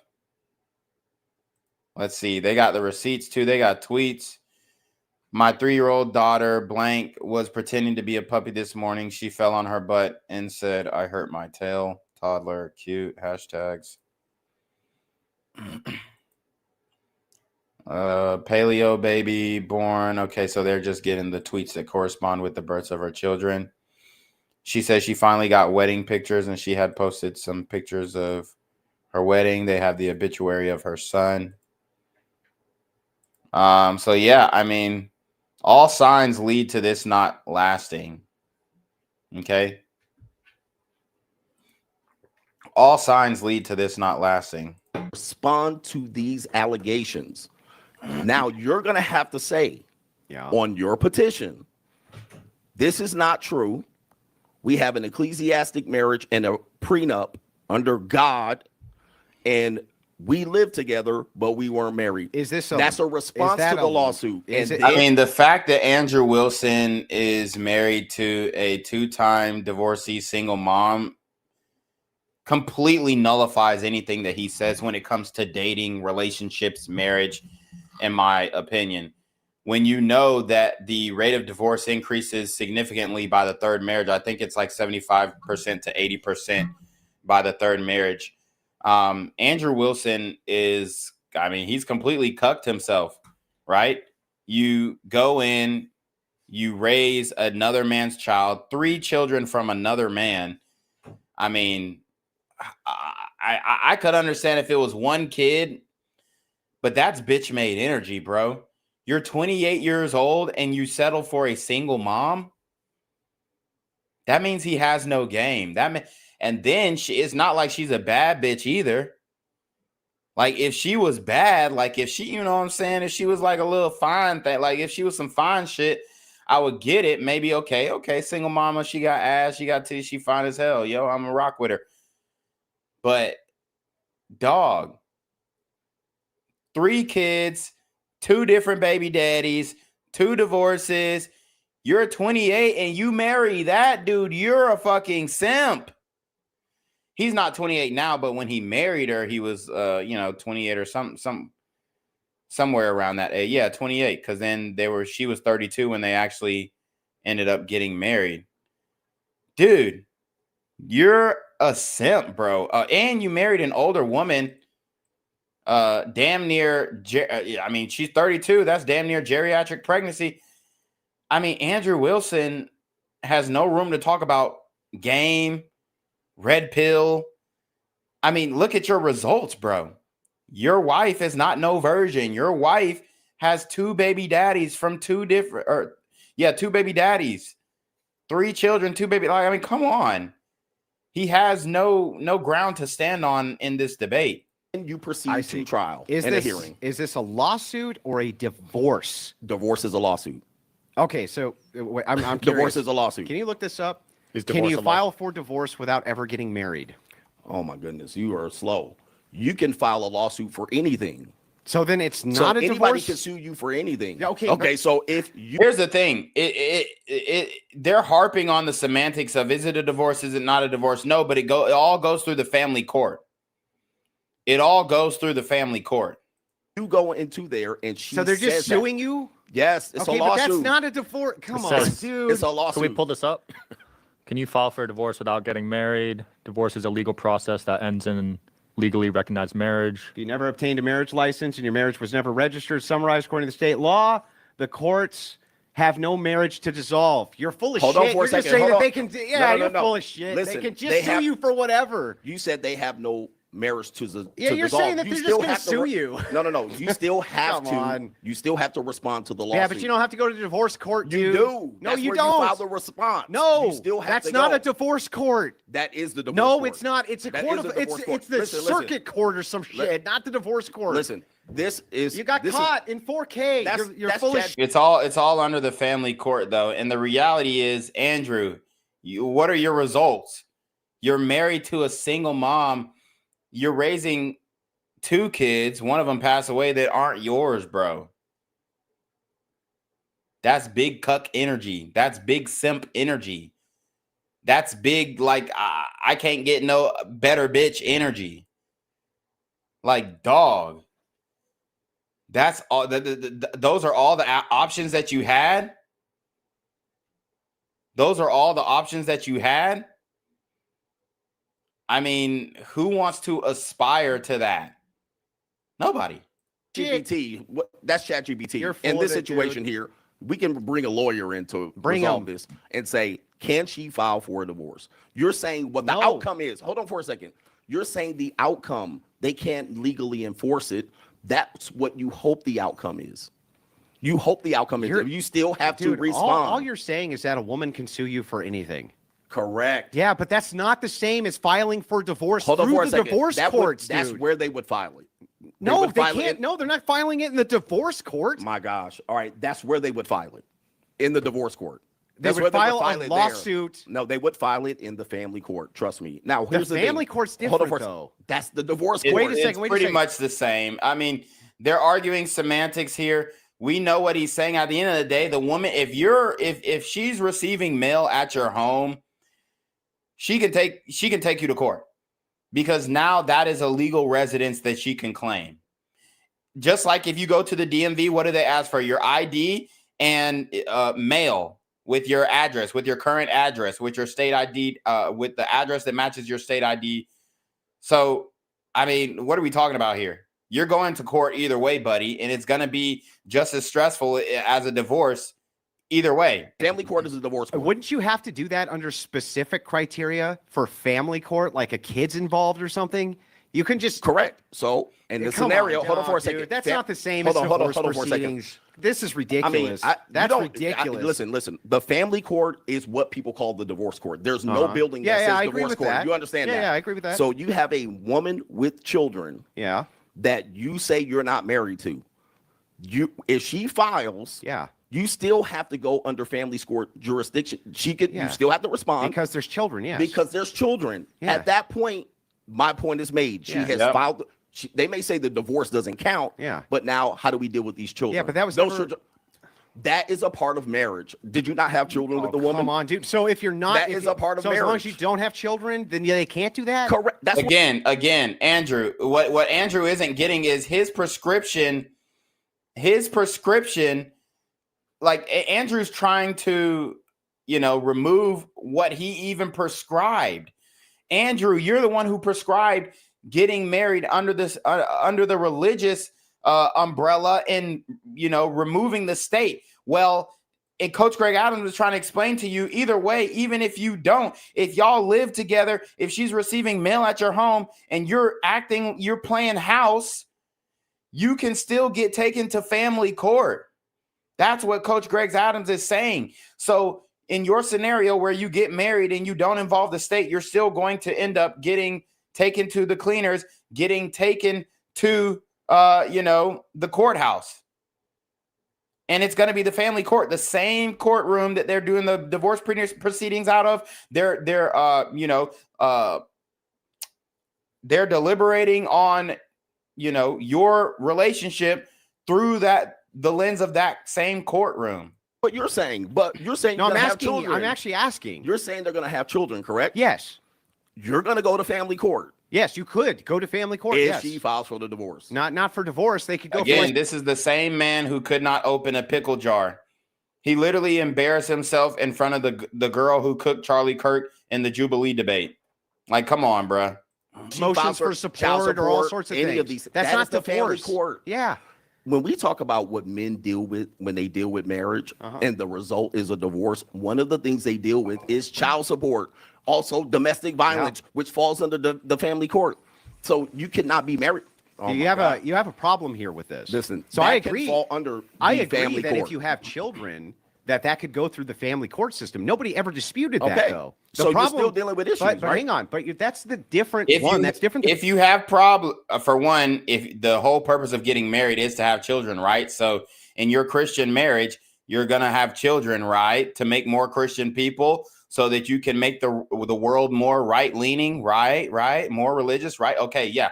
So again, if you get married under Andrew Wilson's prescription, which is get married under the church and then don't involve the state, what Coach Greg Adams is explaining is that you'll still get taken to the same damn courtroom, it may not be called the divorce court, but it's going to be a family court, the same courtroom, the same judge is going to deliberate on your fate, even if you don't sign a marriage certificate, sir. So if you're cohabitating, you're living with her, you got a ring, she's showing the ceremony in court, they're going to honor that. I promise you they are, because these judges are feminists. They are as well. The judges have been hijacked all across the United States. If you don't believe me, just look at the revolving door in the criminal justice system, and that's in the criminal court. So imagine how cucked the civil court is. Filing for divorce. You can't file for divorce if you're never married. That's Now one. you're going to child support. Two, Yes. and hang on, two, the second problem here is the reason that men usually lose their custody when it comes to divorce and divorce court is because women plot. They plot escape hatches. So what they do is they go, okay, Of course they do. look, Yeah, no shit. And what you're prescribing is, oh, be the happy wife, happy life guy. Go ahead and get married. Don't do your due diligence. Marry a single mother of two. Marry a two-time divorcee. Which is what he did. That's what you're prescribing, and as long as it's under a religious umbrella, you'll be straight. Like, come on. And he's saying the reason why men get, parentally alienated is because women plot. Yeah, no shit, bro. That's the whole reason why the red pill space exists, is because women plot. Tell us something that we don't know. I'm going to take 2 years, make sure that you're fucking destitute on the way out, and then I'm filing in divorce court. Correct. You're going to get hit over the head from what happens in divorce court. Absolutely. Whole different ball game, though. If it's the case that you have children with a woman and she goes and she files for custody, you're actually in a much better position to get custody at that point than if it was the case that you were married through the state, dude. Much better positioned. What? What the fuck? No, bro. You're in a much better position to get custody if you're legally married. Once you undergo a relationship and you're not legally married, the woman has more of a likelihood to get custody of the children because you're not married, and the state still honors woman as the primary caretaker. He's absolutely wrong. The legal marriage is what is going. I mean, even though, people, there's a lot of flaws in the marriage system, but in the scenario that he's talking about, the legal marriage is what's going to protect the man. The legal marriage is what's going to enable him to get custody of his kids. The legal marriage is what's going to give him more of a leg to stand on in the marriage court and in the family court when it comes to child support, when it comes to split custody. But if you don't have a legal marriage and you're going for child support, or rather, if you're going for split custody and you don't have a legal marriage, dude, you're going to get destroyed. We don't know that. No, 100% You that's the case. You don't know that. Can you give me some data on that? All right, guys, we got 77 people watching across the different social media platforms. We're live on YouTube, Twitch, Kick, X, Instagram, Rumble. Show some love. Hit the Cash App, hit the Super Trap. Get your questions in, comments, concerns in the comments section. Like the video, subscribe. You already know what it is. It's actually there's data on that one. Okay, go ahead and look it up. But we don't know that. Yes, that's just if a guess. it's the case, hang on. If it's the case, If you're not legally that married, men who fight for custody, correct. right? Yes, that's correct. But they're in a better position to fight for custody if they're not going through the divorce court, if they're only getting motions for child support or We child know custody. actually I'll tell you something. If you are not married to them, you actually fare a little bit worse. If you're not legally married, that's true. If you're not legally married to, let's just take a baby mom, baby dad situation. Yeah.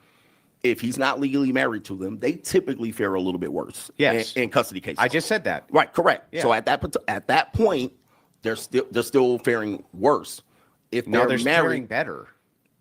Right? if they're not married, Yes, they'd be their faring baby mom. better. No, they would actually fare worse. How? Well, ask any guy that's been in court. We can look at this. When they're not legally married to the woman, they go through a custody battle. Yeah. When they're legally married, they do better getting better custody. Yes, men get better custody. When So they're that would be a legally better married. outcome. If they're not legally married, Yes. typically they fare worse getting custody Why?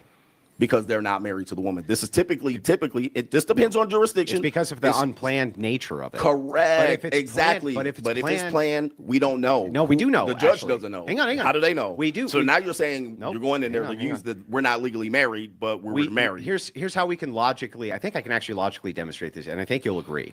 Okay. So the reason that men tend to fare bad in custody disputes and in divorces is because it's unexpected. So usually they're getting hit with it and it's unexpected. Even if it should be expected, because it's unexpected, they have time to plot, they have time to plan, this kind of thing. Domestic violence and so they issues. they can hit them with it. Right. That's, I mean, and that's normally what happens. Yeah, that's normally. You can't mitigate that. Or are you suggesting you can? You can mitigate. You can mitigate it. Here's how you can mitigate it. If you're in a church, you have 52 things. Go ahead. Yeah, if you have the if you have the ecclesiology, the ecclesiastic community, the community actually supports you when you're going. Oh my God. He keeps saying the church is going to support you through divorce. Bullshit. Dude, get the fuck out of here. Through these problems of They're divorce. not going to be in court with you. No, they actually help you with funding. They help you with. No, the fuck they. Oh my God, the church helps you with funding divorce. So they go who? Okay, so you and your wife get married under the church. Y'all undergo a divorce, and the church is going to. Okay, so the church is going to fund both of your divorces. What? What is this dude talking about?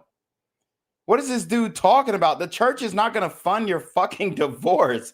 What the hell? Did y'all not see the video of the woman calling up all those churches and asking for food formula or baby formula? And the churches was looking at her like, huh? The only ones that responded and said that she would be able to get some baby formula were the black churches and the mosque.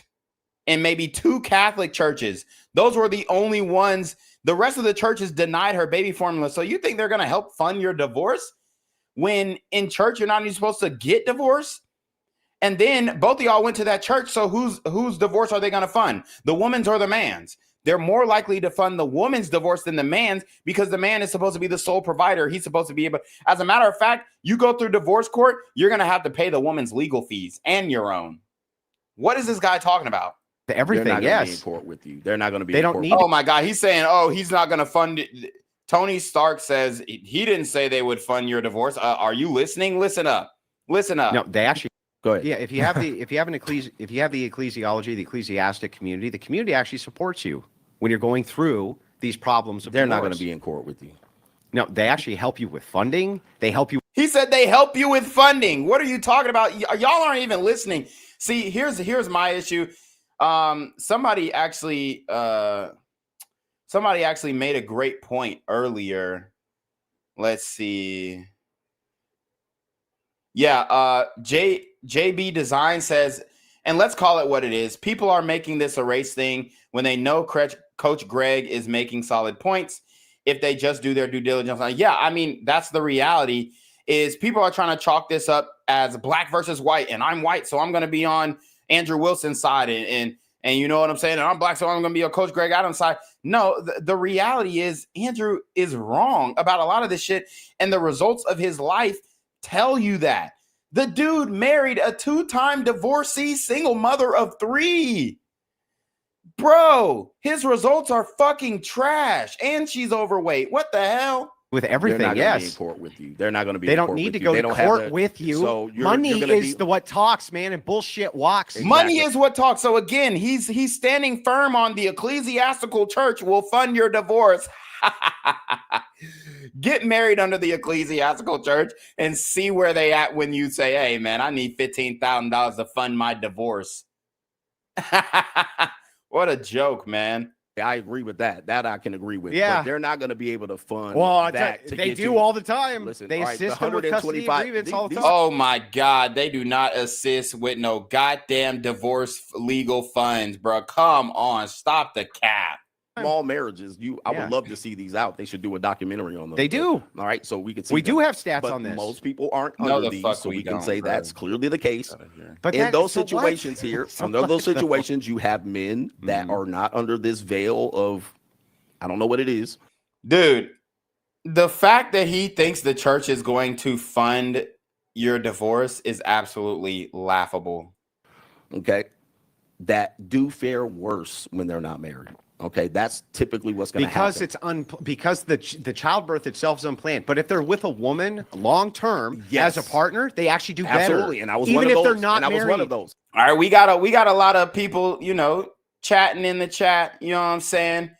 We got a lot of people, going in the chat. Hey, all the Twitter fingers is funny. It's nice. Put a face on it. I dropped the StreamYard link. You want to join? You want to say that I'm wrong? You want to say that, oh, I'm just an angry black guy? Da, da, da, da. Go ahead, but put a face on it. Join the stream. Let's talk it out. But Andrew Wilson is literally, I mean, for one, he's contradicting himself. But then for two, his results obviously do not match what he's prescribing. I.e., he's not getting a virgin. He said, oh, well, you should just get a virgin. Okay, where? Like, come on, dude. You didn't get a virgin. You got a 2-time single mom, bro.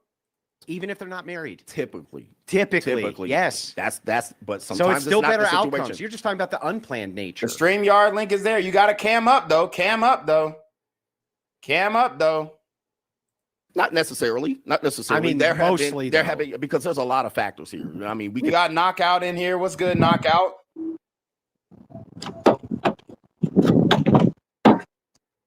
You got a lot of stuff going on in the background. Knockout, you there? Yes, I'm here. Yeah, I'm about to drive, Cortino, but I can talk. Can you hear me? Yeah, I can hear you. Yeah, Andrew was wrong. Nobody's about to save you. Like, you're not going to sleep with someone's couch when you get divorced. Exactly. They keep saying, like, Andrew's calling CJ incoherent. Listen, the point what CJ is trying to make is that no one's coming to save you. Like, religion does not matter. You get no preferential treatment in the church or in the court of law when that happens. That's all he's trying to say. And Andrew, I think he's a little bit drunk and he doesn't respect CGA and he kind of underestimated him. I think that's a part of it. Oh yeah. He's used to debating OnlyFans girls. Yep.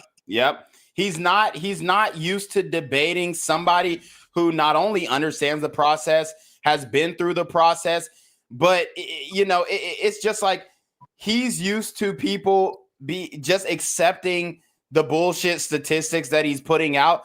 Dude, for one, like I said, the majority of marriages are under religious veil. 70% of marriages are under religious veil. And yes, under the state, yeah. Exactly. And we still have 50% divorces. So the fact that he's trying to say religion is going to be what saves it, dude, the feminist movement has hijacked the church. It's over. And the thing about it is that if you have a kid on United States soil, you are part of the system. Yep. That's the point. You need to have your kid outside the country. That's the only way.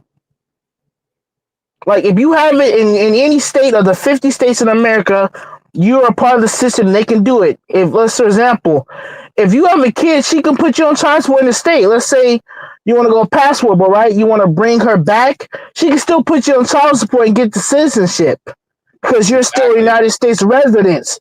You are part of the system. You're not seeing foreign people come here and put another foreign person on child support. You don't see that. Exactly. And so that's the thing, man. Andrew didn't even let CGA probably say this. You can have a kid overseas, see them 90 days out of 6 months of the year. Because some states in some countries, you can only be there for 90 days. You can go there for 90, come back, go back in another 90, go 90, come back. You can do like 3 months out the year twice.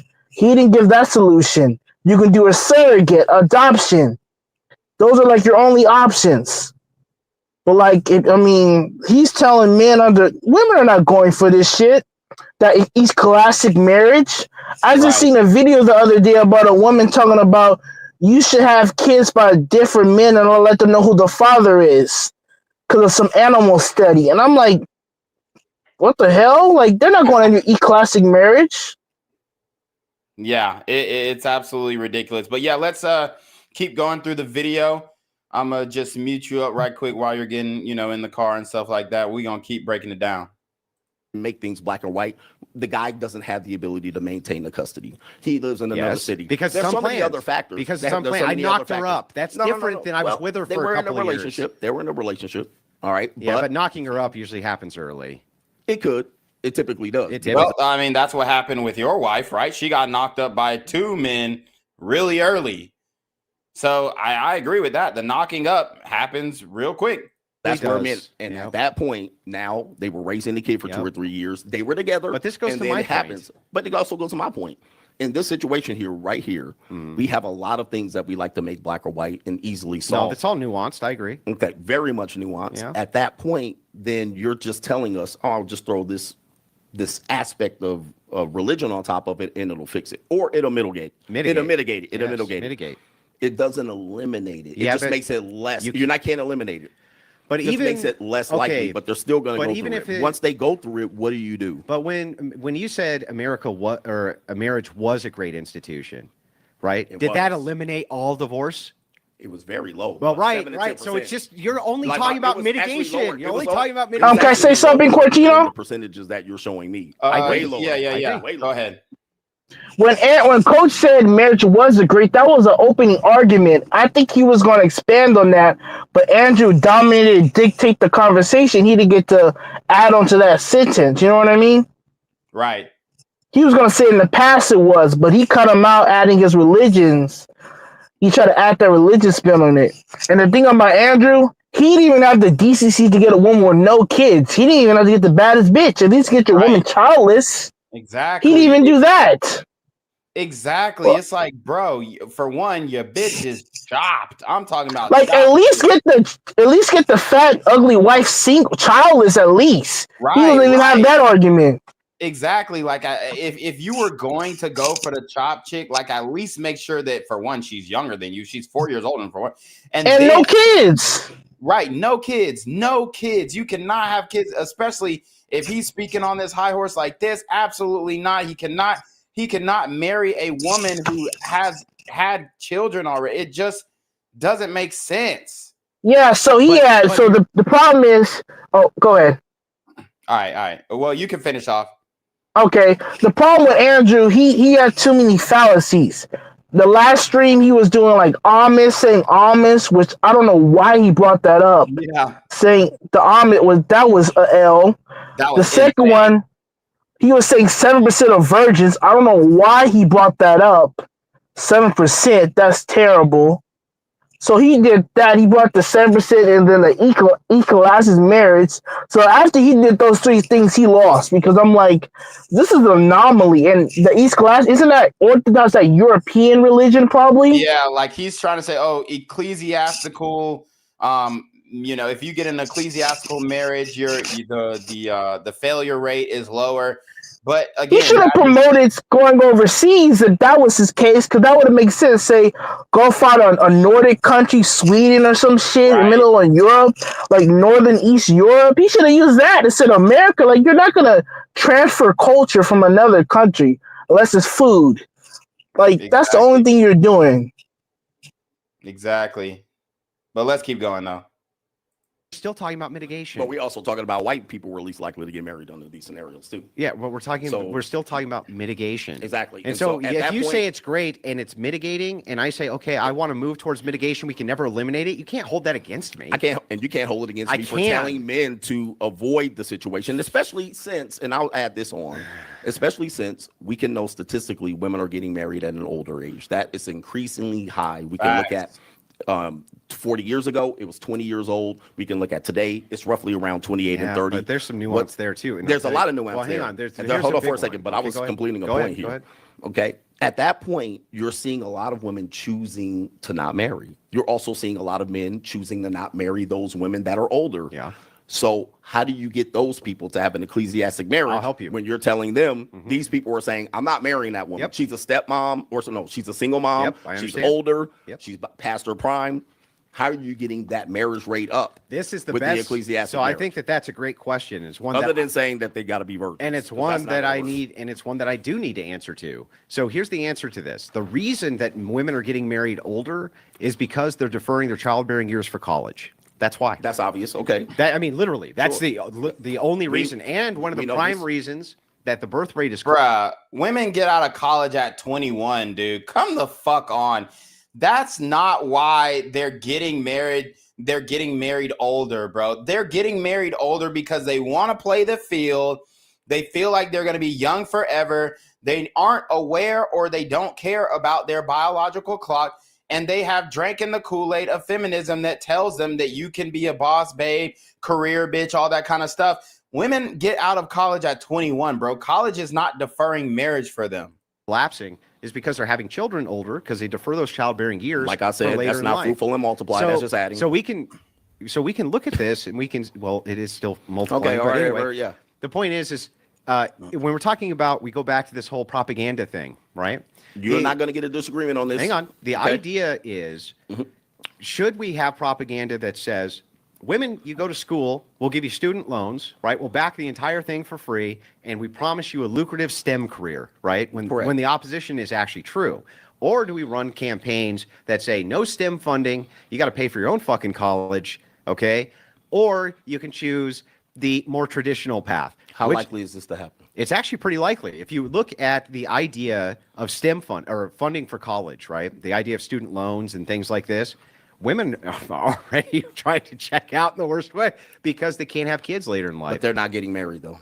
They do. They do college first. And this is, by the way, where body count comes from. The big body counts are coming because they spend all this time in college getting fucked. Very obviously. This is obvious. Yes. And then afterwards, right, they get their little lucrative career, and then they want to settle down. They find a city. But it seems to me very obvious that if you wanted to do something about this, you would want to create the incentive for women to not go to college and instead use their childbearing years to get married, because that's what we all... Bruh, the majority of college attendees are women. 60% of college attendees are women. You're not stopping them from going to college. I know y'all would love for these women to just be dumb and not go to college and all that stuff. You're not stopping it. You had your little high school sweetheart. She went to college, and y'all no longer sweethearts, bruh. She's not staying with your ass. Y'all got a long distance relationship. She went to college. She's not staying with your ass. Come on now. Always did. I've actually created this scenario before, and it's very opposed to where society's going. Society really not showing that they're showing trends of this. You might have a little spatters here and there, but if you have a woman that says, okay, I can't afford to go to college, she becomes a Walmart clerk. Hold on for a second. She becomes a Walmart clerk, an assistant manager. I'm looking at those particular demographics. They're not jumping into marriages. All right, maybe in Tuscaloosa, Alabama, they're still out here ho-hopping. All right, they're still finding a variety of ways. But here's why. So women are getting more college degrees than men because men have a viable option for making income, which is easy. Correct. I mean, it's actually harder, but it's easy and for them. We can survive. And the idea is, if you're a tradesman, you're going to make a lot of money, okay? Especially in modernity. Bro, again, you know, he's saying, oh, well, men aren't going to college because they're doing trades. No, men aren't going to college and they're becoming unemployed. Can I say something real quick? Go ahead. Yeah, women are either becoming a single mom or joining OnlyFans or college. That's or a stripper. Like, that's where they're going these days. So I don't know what Andrew's talking about. You know, either they're doing trades, entrepreneurship, or they're doing gig economy. That's what men are doing. Right. Or unemployment. Right. Exactly.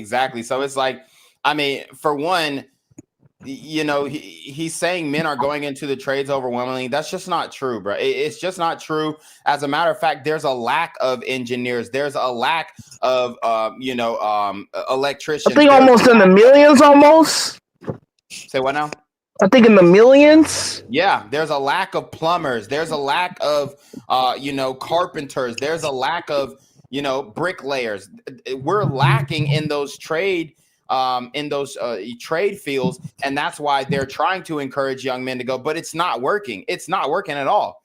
Young men are still not choosing. Bro, going into the trades is hard ass manual labor. It really is. Wake up at 6 a.m. every morning. These are the back-breaking jobs that men actually, they say, oh yeah, well, men are signing up for men don't want to do those jobs long term. Anybody who's in those fields, and I know because I run a real estate business, I work with contractors, I work with tradesmen, I work with plumbers, I work with electricians. They're trying to either build up themselves so that they can start their own company where they don't have to work anymore, or they're trying to build up enough money so that they can transition into something else. They don't want to do those jobs long term. No, it's very backbreaking. Exactly. Let's go. Because there's an incompetency crisis in the United States. Absolutely. So if you're good at what you do, you're going to make a lot of money. And that's just it. Women are less likely. And even if you're bad at it, you'll make a lot of money. But the college thing created a situation we were not aware was going to happen, even though I could easily have predicted it, which is oversaturation. Women only go for a couple things, and they're sociological related mostly. They're not really for STEM fields, and that's who's hiring the big STEM fields. Everything else oversaturated. That's why women end up in government NGOs and government think tanks and psychologists, because the overage has to go somewhere. But that's saturated too. So you're seeing actually a trend begin to emerge of that trending down because of oversaturation. So if that's the case, these women don't want to go work at Walmart as the assistant manager, right?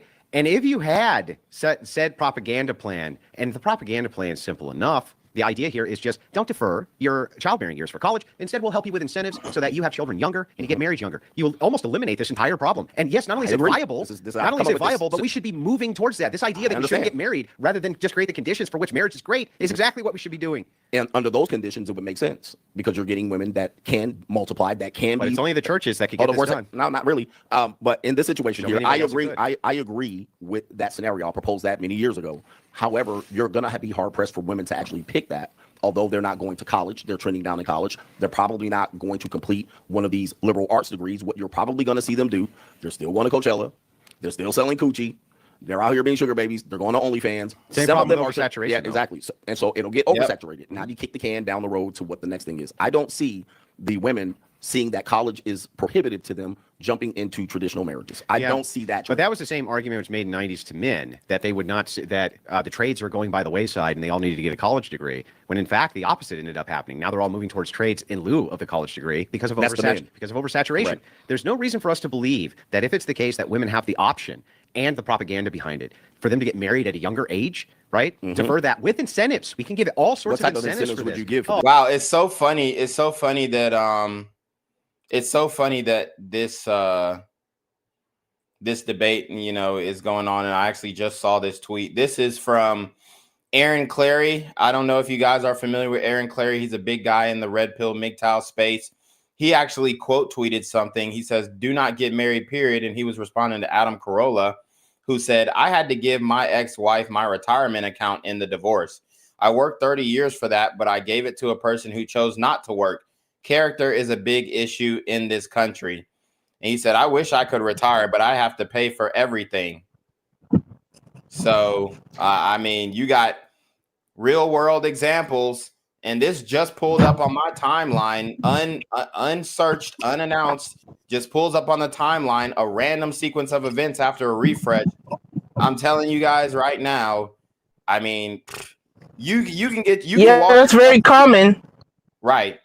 You can walk yourself into this scenario if you want to. Right. I'm gonna just tell you how it's gonna end up. Yeah, that's very common. Like when the wife doesn't work, there's a high probability of that happening. And a lot of military guys lose their pensions when they get divorced too. Like you can lose your 401k, your retirement. That can really happen to you when the woman doesn't work. So, and you're married long enough. There's some states that got long-term alimony after a certain time. Florida's got rid of it, but in California, over 10 years, I think it's long-term alimony. Like you're in indentured servitude, like a slave, pretty much. Like, right. Exactly. So yeah, that can happen. Yep. Oh man. First of all, you can give tax exemptions, for instance. You could say these women don't pay taxes even when they make millions. Yeah, but the thing that's they don't catch up to them, but they don't pay the taxes. They do have to pay property tax on the houses they get from their husbands when they divorce them. So if they get married, then the thing is what you could do is in Poland did this, and they had a pretty good degree of success, up almost 0.5%, moving and trending towards almost 1%, which is huge in such a short amount of time. They gave tax exemption, and you can pull this up if you want. They gave tax exemption if you had more than X number of children. I think it was 3 for life. Tax exempt for life. Yes. Now the thing is, but the tax exemption is, for one, you can't force a woman to have kids. If she don't want to have kids, you can't force her. 2, the tax exemption is going to go to the woman who has kids. And what if she just says, "Okay, I'm gonna just have kids, get the tax exemption, and leave the man"? Then it doesn't work anymore. That's huge. Now, from a woman's perspective, why would a woman go for that? Because she's tax exempt for life too. And the thing is, it's the same reason they're going to college, which is they want the money. The same reason they're selling their pussy online, because I want the money, is also a thing which you can incentivize them to do the other. Oh my God. Like he's trying to make it seem like a tax exemption is extra. For one, again, like Coach Greg Adams said, these hoes ain't paying no fucking taxes. So he's trying to make it seem like this tax exemption to women is income. No, it's not. It's not income. It's money that they believed that they already had and did not intend on paying Uncle Sam. This tax exemption that you're proposing, they weren't going to pay taxes anyway.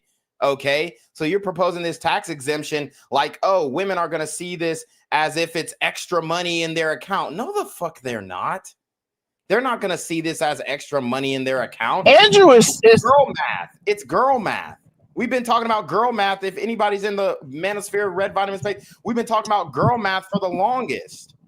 That girl math is a tax Andrew is. Oh, sorry. I was just gonna say, girl math is a tax exemption, is not extra money that they, got back after filing their taxes. Girl math is a tax exemption doesn't mean shit to me because I wasn't paying taxes in the first place. But go ahead, Knockout. Yeah, Andrew is pretty clueless. It's kind of sad considering he's been divorced, so he should understand the divorce system a little bit. And he talks to OnlyFans models like all the time, so he should know what's going on in the atmosphere. So it's kind of crazy how he's arguing with Coach Greg Adams like this. Like he talks to OnlyFans bitches. He should know what's up. So him bringing this religious marriage, it's kind of shocking and kind of disappointing. Exactly. An argument. But we got Darth Geoff in here. What side of this debate are you on, Darth? Wilson. All right, and I can't really see what. Oh, Crucible. Yeah. Okay. Well, I mean, why exactly are you on Andrew Wilson's side? And I guess what exactly from his own results, meaning his lifestyle and whatnot, what should young men take from his own results, being that he married a 2-time divorcee, single mother who was 4 years older than him? What do you see in him that you admire that you would want to follow? I'm more interested in his argument, not to his personal life. Okay, but I mean, he's making an argument. Right. He's making an argument for a minority of people. So he's trying to make it, the argument that if you get married under a religious ceremony, not including the state, that you have a better chance of staying together as a union. But that's actually false, because what makes that false?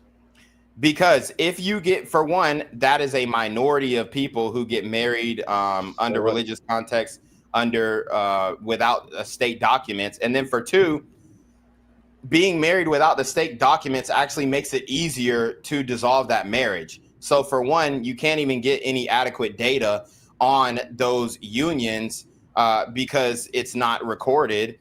And for two, just logically speaking, those marriages are it's just like a relationship. It's easier to break up. Whereas if you had a legal document, which I don't advise either, but I'm just saying, if you had a legal document, it's going to be harder to go through that process. And it's way harder because there's consequences to that. If you're part of the religious community, you face excommunication in some cases. Yeah, but I mean, it's really that bad. So there's a lot of social pariah for the women on that spectrum, and you as a man, if you're a man of Christ, like, you want to be part of the church. If you're threatened by excommunication, you leave this woman, you do something you're not supposed to, you're out. Yeah, and but that's actually like a social.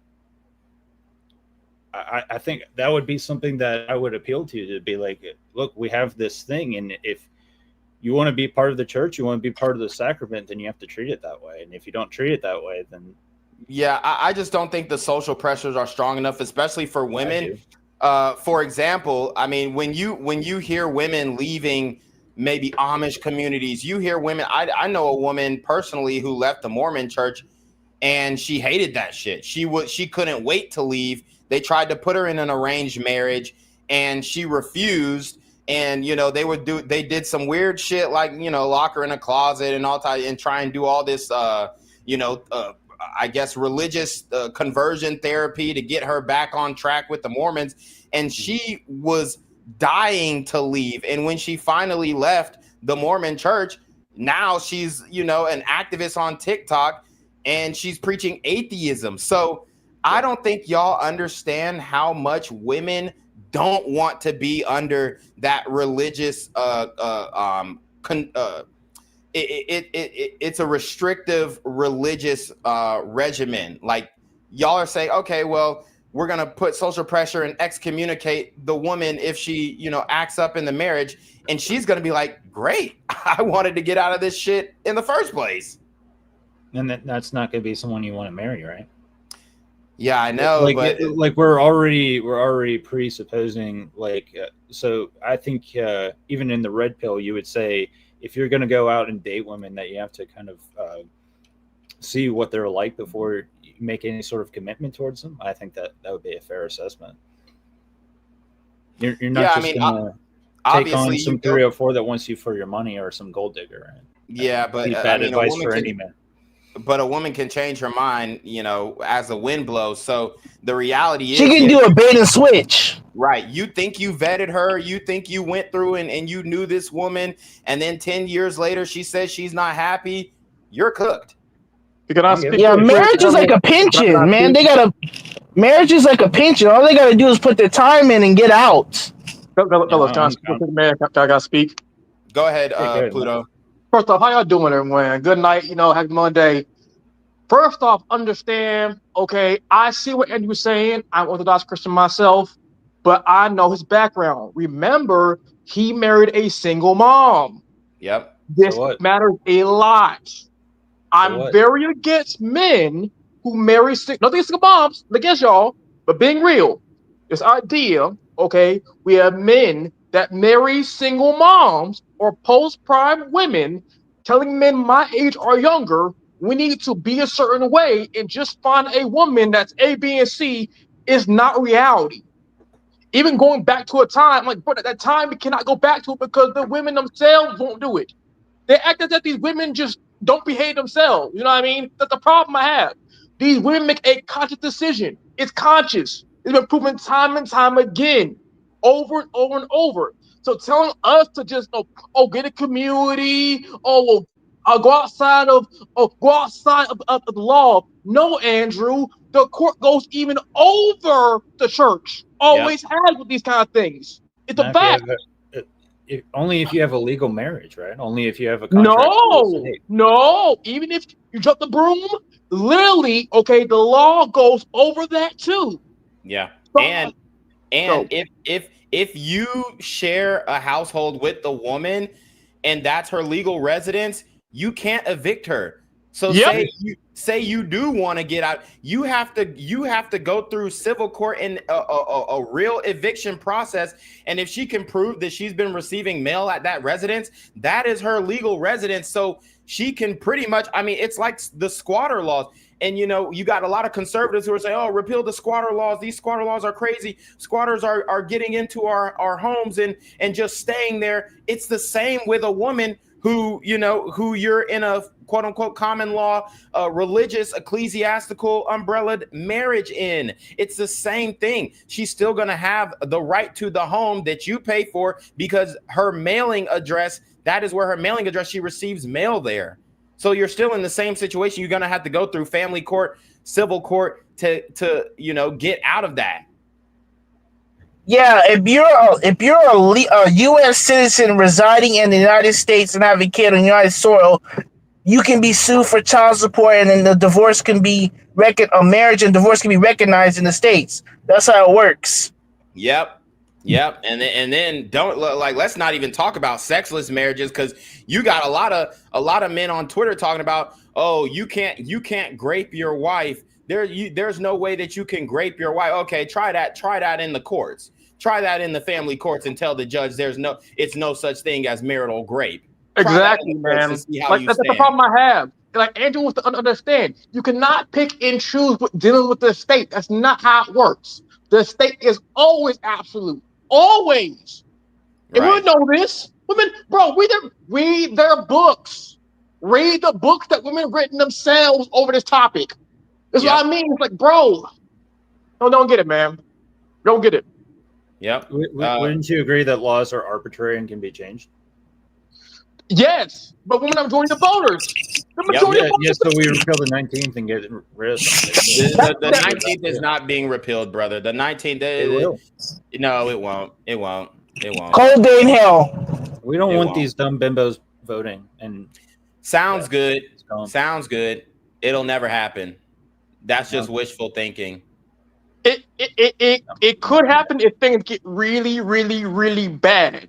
I mean, it's already gone bad. really, really bad though. I don't see women like voting Ukraine, against their own interests. Venezuela, like that. Even that, bro. I mean, listen, man. No, when things get bad, women will be put in leadership positions to prop up the government to make it seem like things are going good.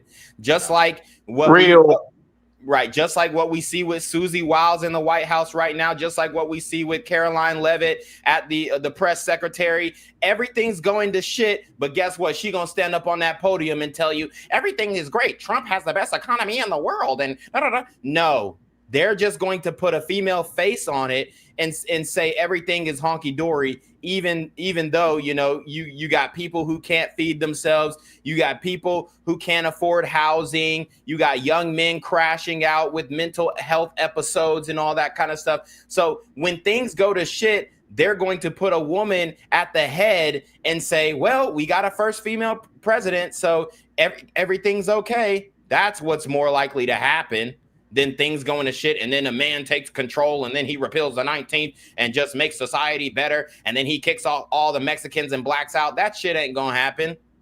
All right, let's keep going. Direction. You could. Because they want the money. It sounds nice, but... And it's worked. It's worked. It's worked in Poland. Yeah, well, in the places it's been tried, the incentives work. Is that a comparable nation to the United States who highly depends on women being taxed? Well, so did Poland.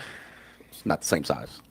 Well, I mean, we're a very large country. We're a very large country. But it's all scalable, right? It could be scalable. It's all scalable. That's kind of like when people said Sweden did this and you're talking about 1 million people versus 100 million people. I understand. We're going to look at the models where they exist to see how they compare. Yeah, and it's a better model. Yes, it's a good model. It would be a good start. It's a start. It would be a good start. It's a start. Could you think people would probably try to manipulate that? You said they have 3 kids from the same dad or from different dads? You have to be married. You would have to be married. Okay, so this would be a nice opportunity for us to bring something that Poland has tried to a place where we don't have that same structure. They're somewhat democratic socialists. No. Or somewhat not at all. They're very conservative. They're very conservative, capitalist. but yeah, they have that. But they're also they're very capitalist. Okay, yeah. So, but Poland, they're very much. I mean, he said, "Oh, they're very capitalist." No, they're a socialist country, bro. Like, come on. Like, can we stop with this shit? Like, everybody's trying to. Every time they see a country that's doing something good, they want to claim that it's a capitalist country. It's not. It is. No, it's not, bro. Now. People are getting social programs in wrong. Poland all the time. It's capitalist. I just looked it up. You're wrong. All right, so America's capitalist too? America's capitalist too? Are we? Yeah, I would say we are. Economically, we're a democratic capitalist country, but we are very, very socially liberal capitalists. On paper, we voted in a lot of egalitarianism. On paper, we're capitalist. We can get rid of that. No, I mean we're if anything, we're a fucking crony capitalist, or I mean it's liberal capitalism. We're called. Yeah, I mean, I just don't see it. I see a lot of socialist programs. I see, you know, the top exploiting the bottom half. I mean, the economy is going to shit. It's not working. We're in debt. $40 trillion in debt. That's capitalism? Yes. $40 trillion in debt. We can't pay off the interest. That's capitalism. Okay, so capitalism depends on how you define it too, because when I talk about capitalism, I mean where it comes from in the modern sense. That comes from the Dutch trade company, the VOC, the VOC. And the system pretty much is coined about the stock market, but is invented. So the stock exchange itself, the birth of that from the Dutch is where capitalism comes from. So America pretty much is an extension of the liberal capitalist society. But the people who ignore, is they ignore the liberal part. The liberalism is the biggest part of the equation that people ignore the hidden grammar, because the liberalism is one of the problems with the social issues. And people also ignore the importance of social dynamics and social enforcement and social values. Even if everything is quote unquote free market capitalist, what about people's behaviors, their wants, their needs, their communities? that matters a lot of hell more. And I can prove it easily. Look at China. People surprised, oh, why China advanced? Because China is literally one people, one religion, one group, all right, one political system. That's it. That's why they're investing so fast. They have a shared culture, a shared people. So the problem like Andrew is that Andrew's ignoring that part of the equation. America's too mixed up, okay? When women do not care for these values. So what is his solution to guys like me that are modern? I'm an older Gen Z. What can I tell? Find a chick and go where? And for whom? It could be a start, but again, that's not an actual. It ignores the reality of the risk itself. It does, It's like, okay, fellas, right? Fellas, let's talk real quick, fellas, right? If there's a pie, right, it's 10 pies, and they told you, don't worry, fellas, only 2 of the pies are poisonous. Would you eat the pies? Hell no. Exactly. The problem I have, but it's like, bro, 2 of the pies are poisonous. All right. If the majority of pies even are poisonous, 2 is still a lot of poisonous pies for me. I'm sorry, I'm not doing it. Right. That's it. Dark truth, reality of it. Oh, the was so low. Yeah, 50% for me is too high. 15% for me is too high. Sorry, Andrew. Nope. Right. One life, bro. One life. Facts. Let's keep going. Typically, we're a lot more capitalist than them. I don't know. We're a lot more capitalist than Poland. Eastern Europe has become very, very based. Eastern Europe has become. All right, but we can probably say 200, 350 million people versus Poland size. It's much smaller, yes. 12 million. But that's what scalability is for. I mean, this would be the size, not even half of California at this particular point, but that you're scaling to. Yeah, scalability works that way because it could. 38 million in Poland. 38 million, quite more than I thought. That would be the state of California and plus Oregon, maybe, or something like that. Well, and California is bigger than a lot of countries. It is. That's the case. Fifth largest GDP. Yeah. So in this scenario, I'll give you that one. It's a little bit of a reach, but I'll give it to you. Not just that. If we look at the Chinese model, really fucked this up. They decided that they were going to do the one-child policy. Remember that? And they screwed that up. Well, not only did they screw it up, but they have almost given themselves imminent doom because their birth rate has dropped down so low. Now, what are they doing? They're giving incentives for women to have children. Exactly. Now, we do it here, too, to a limited degree with tax credits, right? Mm-hmm. But the tax credits, you're not going to incentivize a woman who can sell her pussy on OnlyFans to have a child for $3,000 a year. And sometimes they even go on EBT and WIC, and they still use the system. So you're still finding ways where people will manipulate the system. And we're seeing people that are master manipulation. Right? We would try to get rid of it. It would be a nice try. I'll give you that one. That might be a ball. No, it's possible. It's more than possible. And it's better than the idea of just continual degeneracy. Well, I'm not promoting degeneracy. However. Sex outside of marriage? Well, who's that degenerate to? I mean, that's your Bible. So I mean, most of your Christians, your traditional. Hold on for a second. Most of your traditional. Go ahead. Listen, fellas, when people do this whole, but you're promoting X, Y, and Z argument, we are reacting to the culture around us. This idea that we have to hold up a standard of morals that is not enforced or benefit us is retarded. I'm sorry, it's dumb as hell. All right, it is. This whole be a great man, have certain values. Yes, but those doom us. They doom us. All right? You do them anyway, though. I disagree. Free agent lifestyle, you're not doomed at all. You pick your own destiny. I mean Andrew. No, I mean Andrew. Andrew's point. Right, not right. 50 days, yeah. Yeah. Like through Andrew's prescription. Okay. You're telling men not to have sex out of marriage. That's fine. 33% of men can't get sex, period. So, and it's driving them fucking crazy. And then they're blaming everybody else for why they can't get laid. So by you telling men, men, just stop, having premarital sex.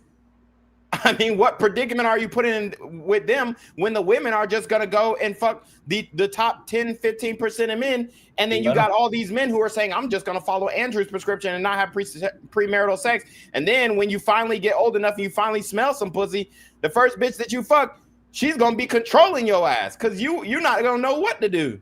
And she is not a virgin. And remember, she's also not a virgin either. Exactly. Like, it's like, bro, these guys act as if it's all these virgins, single, fit, not big. They're just not. This is the reality of it. This whole both sides, men and women. No. Men are reacting. Women are proacting. Big difference. Exactly. Like, I mean, it sounds good. Like I said, it sounds good. But if you prescribe men a solution. If your solution is no premarital sex, okay, well, majority of men are already doing that because they can't get laid and it's not working for them, and they're crashing out and they're having mental episodes, and they're on Twitter, blaming other ethnic groups and saying, oh, you're taking our women. Like, no, nigga, you just can't get a bitch. That's all you. So it's like saying this, bro. It's like saying, listen, you homeless, bro. You homeless. You know what you gotta do? Buy a home. Right. I would say that's a false equivalency, but exactly. Just buy a home, not man. a false equivalency, bro. You can't if you have no experience with women and you are, bro, if you're 24 and you tell a woman that you're a virgin, she gonna laugh at your ass. They do. They do. Come on. So what? Then you just don't. You're not gonna get a bitch. Well, this is a point. See, the women laugh at the men who are virgins. They don't have that value. They don't think, oh, he's so pure, he's so good. They think he's defective. He think he's something wrong with him, bro. So how can we build with them? We got all these value of staring. We don't believe in themselves. For what? We didn't cause this problem. Fix for what? No. The problem starts with the women. Everyone deep down knows this. If you want to fix the problem, fix the women first. But they want both sides. They want to blame the men. Hold on. So how do you fix women then? You don't. How do you propose? So you don't. Oh, okay. No. So then we're fucked. I don't do. We're fucked is what you're saying. We're done. I have one. I have a solution. I do have one. Okay. Let's hear it. I do have one. I think for developed nations, the only ones that understand the problem and solution is Japan and South Korea. They get it. Because understand that Japanese men are not folding at all. They see women out here demanding X, Y, and Z, sleeping with foreign dudes. Are Japanese men saying, oh, we got to do better? No. They're saying, man, fuck y'all. I'm getting my manga on, my games, my waifu pillows, going with my boys. We're going to do ourselves or import foreign chicks too. It's happening into Japan and do it them. This idea that the men gotta fold or be better or change first, no. So in my opinion, what men need to do is say, no, I'm not going to put up a value and a standard that double screws me over. I'm not going to play con man in a feminist, progressive, hell society as if I caused this. No, y'all caused this, so y'all got to change to me. That's how the problem gets solved. Exactly. And ultimately, as a man, if you just become... if you work on your fitness, if you work on your own personal growth, you're going to attract women. And then it's up to you how you want to go about that. You could play the field, or you could, try and vet for a wife. But at the end of the day, you're going to be very hard pressed to vet for a wife with, who's going to legitimately not only look good in person, but look good on paper as well.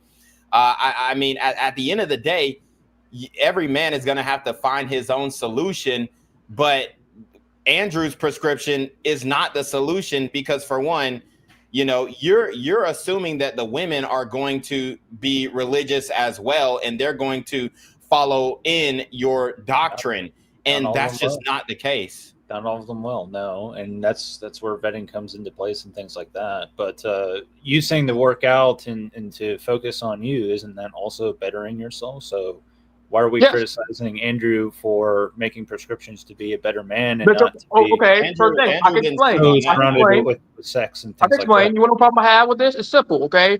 Is that ignores what the women are doing themselves. I know here's what they do. Who gives a shit? I don't care what they do. I'll explain. It's going to matter when you're ready to get married. That's why it matters. Exactly. Let me explain. As far as I'm choosing my mate, sure, but if you think you're gonna go to an OnlyFans chick and scream and holler. It's not just no. It's no. That's false. It's not. No.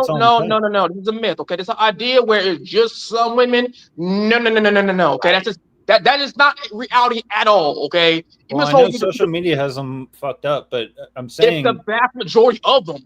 Right. Exactly. But if you're getting paid, let's say like thousands of dollars a week to show your cooter, you don't give a shit what I have to say. You don't give a shit what Andrew has to say. But it's not just them. What about the girl down the street?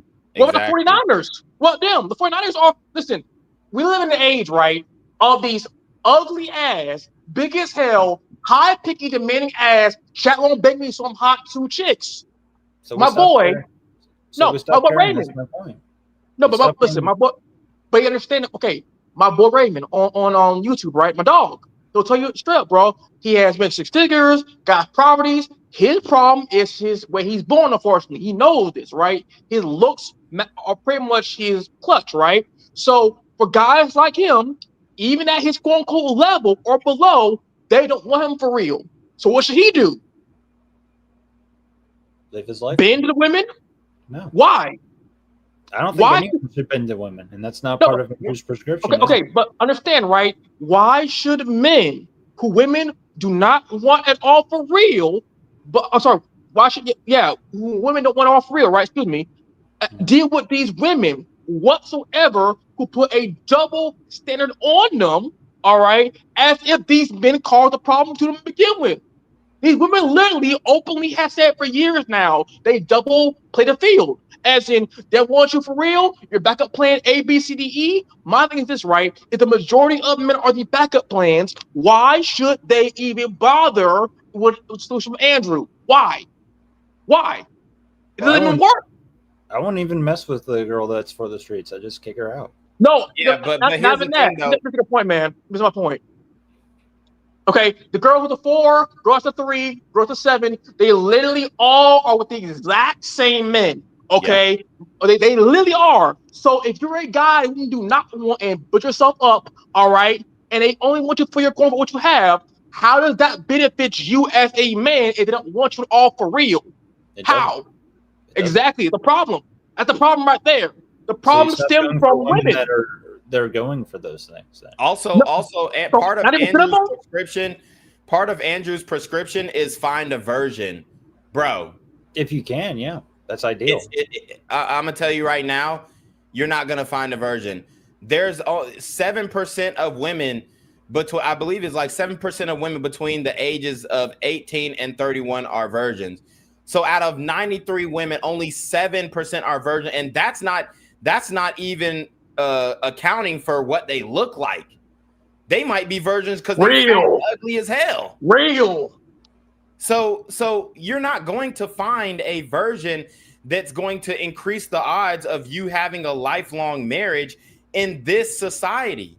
So for Andrew to prescribe, just find a virgin, that's a non-solution, because there are no virgins, or at least there's not enough virgins for every man in the country. It's just not. Not every man is going to be able to fulfill that principle. That's just the cold hard truth of that. Yeah, but if you're presenting a solution for the majority of men, not even the majority of men. He's giving a vetting thing here. He's saying that's the principle, but that's not to say it's black and white. You might be able to find, now, I think this is rare. In his case, it worked for him, but you might be able to find a single mom that's okay. In most cases, that's a red flag. It'd be a red flag for me. I don't like. Oh my God! Bruh, See. His wife is a red flag. She's just fallen into his program because she knew that this was her buzzer beater. This was her last chance. Like this is what a lot of people. Rachel, I'm saying, I don't have anything personal against her, but she would be what other women would call a pick-me. She acquiesced to Andrew Wilson's train of a pick-me, like a person who is begging to be picked by men. So she's giving like the male manosphere talking points so that men will, be fans of her and like her, and she'd get acceptance from men. Most women would call her a pick-me, and they don't want to follow in her footsteps. Bro. But it's the pick-me's that get picked, right? So I don't see why that's a problem. But she's playing a role. She's a chameleon. She's a two-time divorcee, single mother of 3. Bro. So I'm a single man. I built myself up, focus on myself, go to the gym, all this shit, right? Your reward at the end of the day, single mom. You see what I mean? It's like, bro, this deal sucks. I'm sorry. That's a bad deal. Stop. I own a house, bro. Stop. Bad deal. We own a house, man. It's like me and our own home. It's like, bro, this idea we got to build ourselves up, go to the gym, focus on yourself. Okay, man. After all that bullshit, Single mom. And What? he has 2 children in the household that aren't his that he has to provide for. Exactly. You got me fucked up. I would never put myself in that position. Men always forever have had to pay a cost, always an extreme cost. Women have not. Dark truth. The way it is for real, it just is, right? So men, the problem is that men's costs now gotten so damn high when women has been unchanged that men are told to just deal with it. No. I'm sorry, man. Listen, Battlefield 6 right here is hitting, you know what I mean? Battlefield 6. I put in the game for a long time, a couple weeks, you know what I mean? Doing my job. All right. I'm enjoying my life. I do not like the idea where I gotta give up part of my life, okay, an extreme way for the chance to rescue women who are not there for me during the grind. Why? And also, right, the worst part is they don't even respect or value that at all whatsoever. Your stuff does not make them behave better for real. It never has, it never will. That's art, I'll tell you straight as well, man. So why should these men out here bother with these women who don't want them for real and then be told, oh, well, it's a good one who's a single mom, a good one who's fat, all this. Bro, men are tired of this. They're tired. It's like, we didn't call this shit, man. We didn't call this shit. It's crazy as hell, man. We didn't call this bullshit. But yeah, let's keep going. Try to get through this video. Christian women that are getting married to these simps are blindsided, typically by women that were promiscuous. Sounds like so that sounds like normal. So sounds like sex out of marriage is bad. It sounds like it's really bad. But those are your women you're trying to marry, not the virgins that we're going to have. You think that this is mitigated by you being a secularist versus a Christian? Give me a break. I mean, you're not going to mitigate women throwing their pussy around the internet or finding around the road. You can hardly mitigate that. I'll tell you what. You're more likely to get a virgin if you're an experienced man than to be a virgin man. Like, let's keep it a buck. Real. Like, come on, dude. Why does that matter, though? Why does what matter? Why would you need sexual experience to mate? I don't women want the man other women want. That's why. Right. So you have options. Fine. Doesn't mean it's not about it's not necessarily about options. It's about a woman needs a permission to fuck with men. Like, let's keep it a buck. She needs permission from her friend group. She needs permission from her girls. She needs permission from maybe her family or whoever her confidant is. She needs permission from, a social setting where other women are showing, affection or that they're interested in this man. It's pre-selection. So the point is that a virgin woman is not going to select a virgin man because he's non-select. He's a non-select man. We've even seen time and time again, bro. They go viral. These chicks who are virgins, right? They say time and time again, I do not want a man that's a virgin. Show me the. It's like, show me the men out here who are virgins, right? Who are saying, oh, bro, I prefer me a woman that has, no one but her, that has no experience, quote unquote, you know what I mean? That's just not how it is. It's not reality. Men and women are entirely different when it comes to certain things. This is one one, bro. It's just how it is. Like, real talk, okay? My boy, on my channel all the time, respect to assault, right? For him. This dude has probably smashed at least 15 virgins. At least 15. I mean, within like a couple hours. All right. Like, because wonder why? Because he is 6'4", real looking dude, no homo. And these virgin women did not give a fuck. Oh, and by the way, raw. By the way, raw. So when I was around him in 2019, right, 2020, seeing him go through these women across all colors, right, and ages, whatever, you know what I mean? How can you say someone like me, oh, bro, just get a virgin chicks, oh, bro, X, Y, and Z, but no, you're ignoring the behavior of women themselves. Right. Just go on Instagram and type in #Halloween, and all these conservative Christian women that y'all are claiming are so conservative and so Christian, they all dress like sluts for Halloween. I don't think many of them are. I think there's a lot of cosplaying involved in that. Involved in what? When it comes to conservative women, I think a lot of them just cosplay it to get male attention. Yeah, for sure. But what I'm saying is the girls who are going to be the future wives to the Christian men who are conserving themselves and remaining virgins until they're 30 and ready to get married, those girls were sluts for 2025 Halloween. I'll go further. I'll go further, right? I would see that as part of the process. Okay. If you know that that's part of their past, I don't see why you would want to date them. No, it's beyond that. It's beyond that. It's beyond that.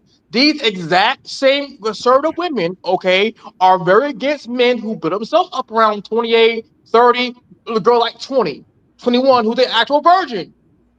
I've seen this time and time again, okay? They get very mad at these men who are actual virgins at 27, 28, 29, that marry a 21-year-old, the actual virgin. They're like, oh, she's too young, manipulation. They turn it completely into who? Zombie Lauren. That's who they pretty much are every single time. Oh, so, yeah, like I said, a lot of them are what we call covert feminists, right? They're absolutely playing the part, you know. Absolutely. They're saying all the things that you want to hear. So, like you said, it's part of that pick me. There is a select of those who they want to be that so they can get male attention, and then they're going to turn it right off once they get it right. Right, but their mating strategy doesn't change though. Like even if they're a pygmy, they're still gonna want the 6 foot, 6 figure, 6 cylinder, whatever horsepower car, 600 horsepower. They're still going to be looking for that top select man who is. And remember, to are encouraging their also women as well, who are they peers who are 4s or 3s or single moms, that they also deserve that man too. Yep. Well, and it's because of modern gains, and I agree with him on this. The software is the same. It doesn't matter if they check the software. Yes. Right. And I agree with him. You haven't done anything at this particular point. They're busting it wide open on OnlyFans. Yeah, we can put outlaw OnlyFans. You can outlaw OnlyFans. I mean, every one of your scenarios is a big major swing at they're not happening. All right, it's not happening. Do you know that the people versus Larry Flint was not long ago when the normalization of the porn used to be outlawed. Okay, it used to be outlawed all over the United States, and guess what? The effects that it had on the psychology of men and the effects it had on marriage were negligible. You could still get it to some degree underground, but it was tough and it was illegal. Why do you think? And people still went to the. Why do you think went to that? I don't know if you remember this if you're old enough. They still went to that VHS area or the area of the magazine. That was after Larry Flint. All right, but that was a result. That was kind of one of the things after that they said. legalized it. Before they legalized it, those sections didn't exist. Exactly. So now it's wide open. It's in the open. Yeah. So now, we need to eliminate it. Yes. We didn't eliminate Playboy and Penthouse. That's it after still Larry exists. Flint. Larry Flint was Penthouse. I understand that, but it's still here. I mean, he won the case. Is that what? Andrew's right, by the way. Afterwards, but continue. Yeah, that's fine. Okay. Make porn illegal. Good luck. That allowing porn has basically minimize the wage gap between men and women. So if they outlaw pornographic content, the wage gap is going to expand significantly and it's going to be an uproar from women. So that's just not a realistic solution. Do you know how many women are making money off of pornographic, whether it's hardcore or softcore Instagram modeling, like risque photos?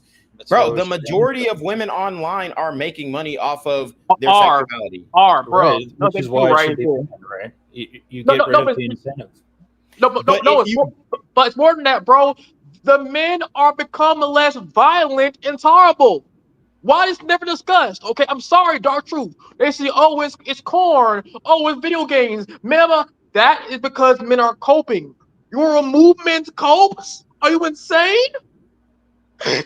Yeah, because if you get rid of that, I think you should find better outlets like going to the gym and things like that. I don't think. Yeah, I mean, we agree, but what he's saying is all that content is sedating the lying beast within, which is young men, and they are sedated by this content. But if you remove that, and they still can't get laid, and they still can't get women, because you better believe women are going to revolt. Women are like, if you ban it, women are going to push back. Just like when Roe v. Wade got overturned, guess what? Abortion shot up 11% the next year, because they're going to have an immediate rebellion to the policy that they believe is affecting women's rights. So then, okay, you're going to ban it, and now women are going to be even more selective. And now, instead of the top 15, 20%, now they're selecting for the top 5%. And then instead of 33% of men being virgins or haven't had sex within a year between the ages of 18 and 31,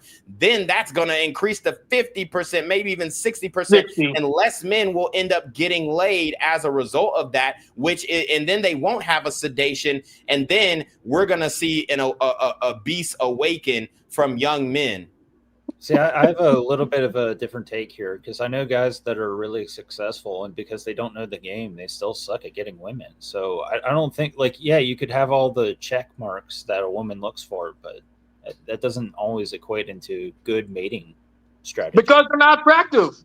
That's right. why. They're not attractive. Yeah. That's what it is. Either they're bald, they're probably bald, or they got a weird facial symmetry. I'm telling you, it might just be a failure to understand how women work too. Like, no, a lot of men think that you should capitulate to them. You don't have to. If you're an attractive guy, you're gonna get play. And like, if you're really attractive, like truly attractive, exactly. If you're not attractive, you need game. It's either or. Either you're physically attractive, I think you need, or both. you got money, or you got game. I think you need game more. Yes, you need game more. I agree, especially for a relationship context. But ultimately, like the reason why the top percentage of men are having sex with the majority of women, the 80-20 rule, is because those men are attractive.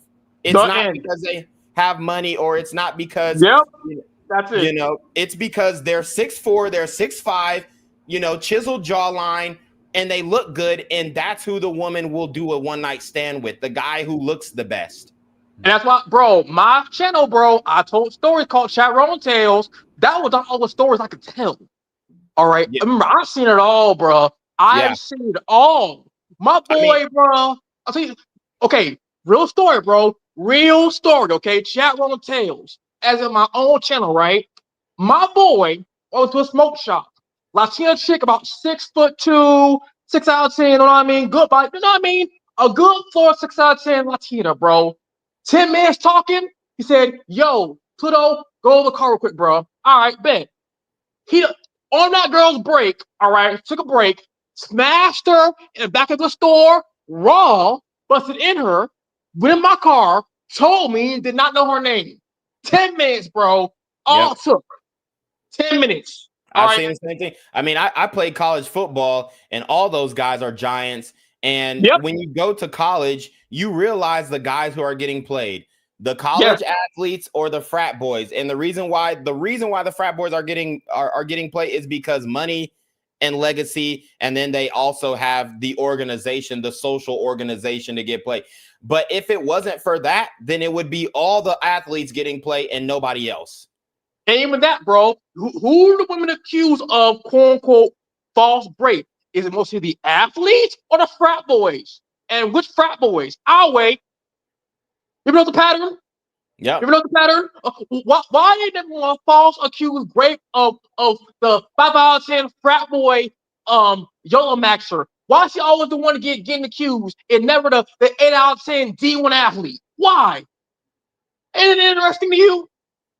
Yep. Like, it's because women understand. Women literally see as if you are not that guy, it's a mistake.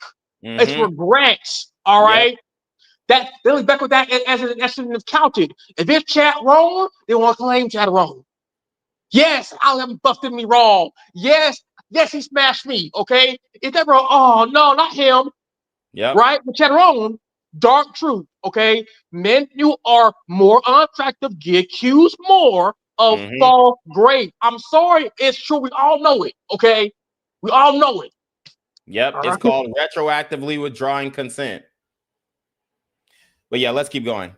Correct. But so we're how you going to beat OnlyFans? We're unwinding and have been unwinding. That's what Roe v. Wade was. The idea of Roe v. Wade was by to the time unwind. you beat OnlyFans, the damage is done. I'm gonna just let you know. Yeah, you know what? Right, the damage is pretty much really done. That would take 30 or 40 years. Okay, well, after a war, the damage is done. It might take 30 or 40 years. But you know what? The thing is we don't quit because it might take some time. I didn't ask you to quit. What I'm asking you is, you're trying to solve the problem today of getting traditional. Both. Traditional. Today, tomorrow. I understand that. Tomorrow will be a better day. But at this point, you're looking at traditional conservative women that have thrown their punanis out. Some of them are single moms. Well, they're not traditional. But yeah. Again, they're not. But this exists. Again, I mean, he's saying they're not traditional. Andrew, your wife isn't traditional. You didn't even get a traditional woman, brother. Exactly. What are we talking about here? Exactly, man. It's like going to a doctor, right? He tells you, don't, quit smoking or you get cancer. Okay, well, smoke a little bit, but you're a smoker yourself, doctor. Right. He's smoking on his work break. Exactly. Like, bro, this is insane, man. Right. It's insane. The traditional conservative movement, and it's full of feminists. Women, I agree. Yeah, these women come in as feminists, liberals, and they cosplay, trick these men into marriages, say that they're going to marry them. Just like Abby or Allie Stuckey. Yeah, Allie Beth Stuckey. She just went crazy. I did a stream on it last week where she went at men, and saying, oh, men need to stop watching porn. It weakens men and all this stuff. But she had nothing to say about the women who are actually creating the content. Like, what the hell? Like, they want to call out one side and make it seem like, oh, well, if men just stepped up and men were leaders. No, the men have never, like, as far as a leadership position goes, the men have not become less great leaders. That's not what's happened. It's the women are less able to be led. Exactly, bro. That's the problem. Yep. Okay, real quick. Because again, they act as if, bro, it's both sides or men. That's just not true. It's really not true, bro. Because people read the books of their favorite feminine, like the black bell hooks. But this is just lie, by the way. Just a liar. Read bell hooks. Read Alice Walker's books. All right. If you're black.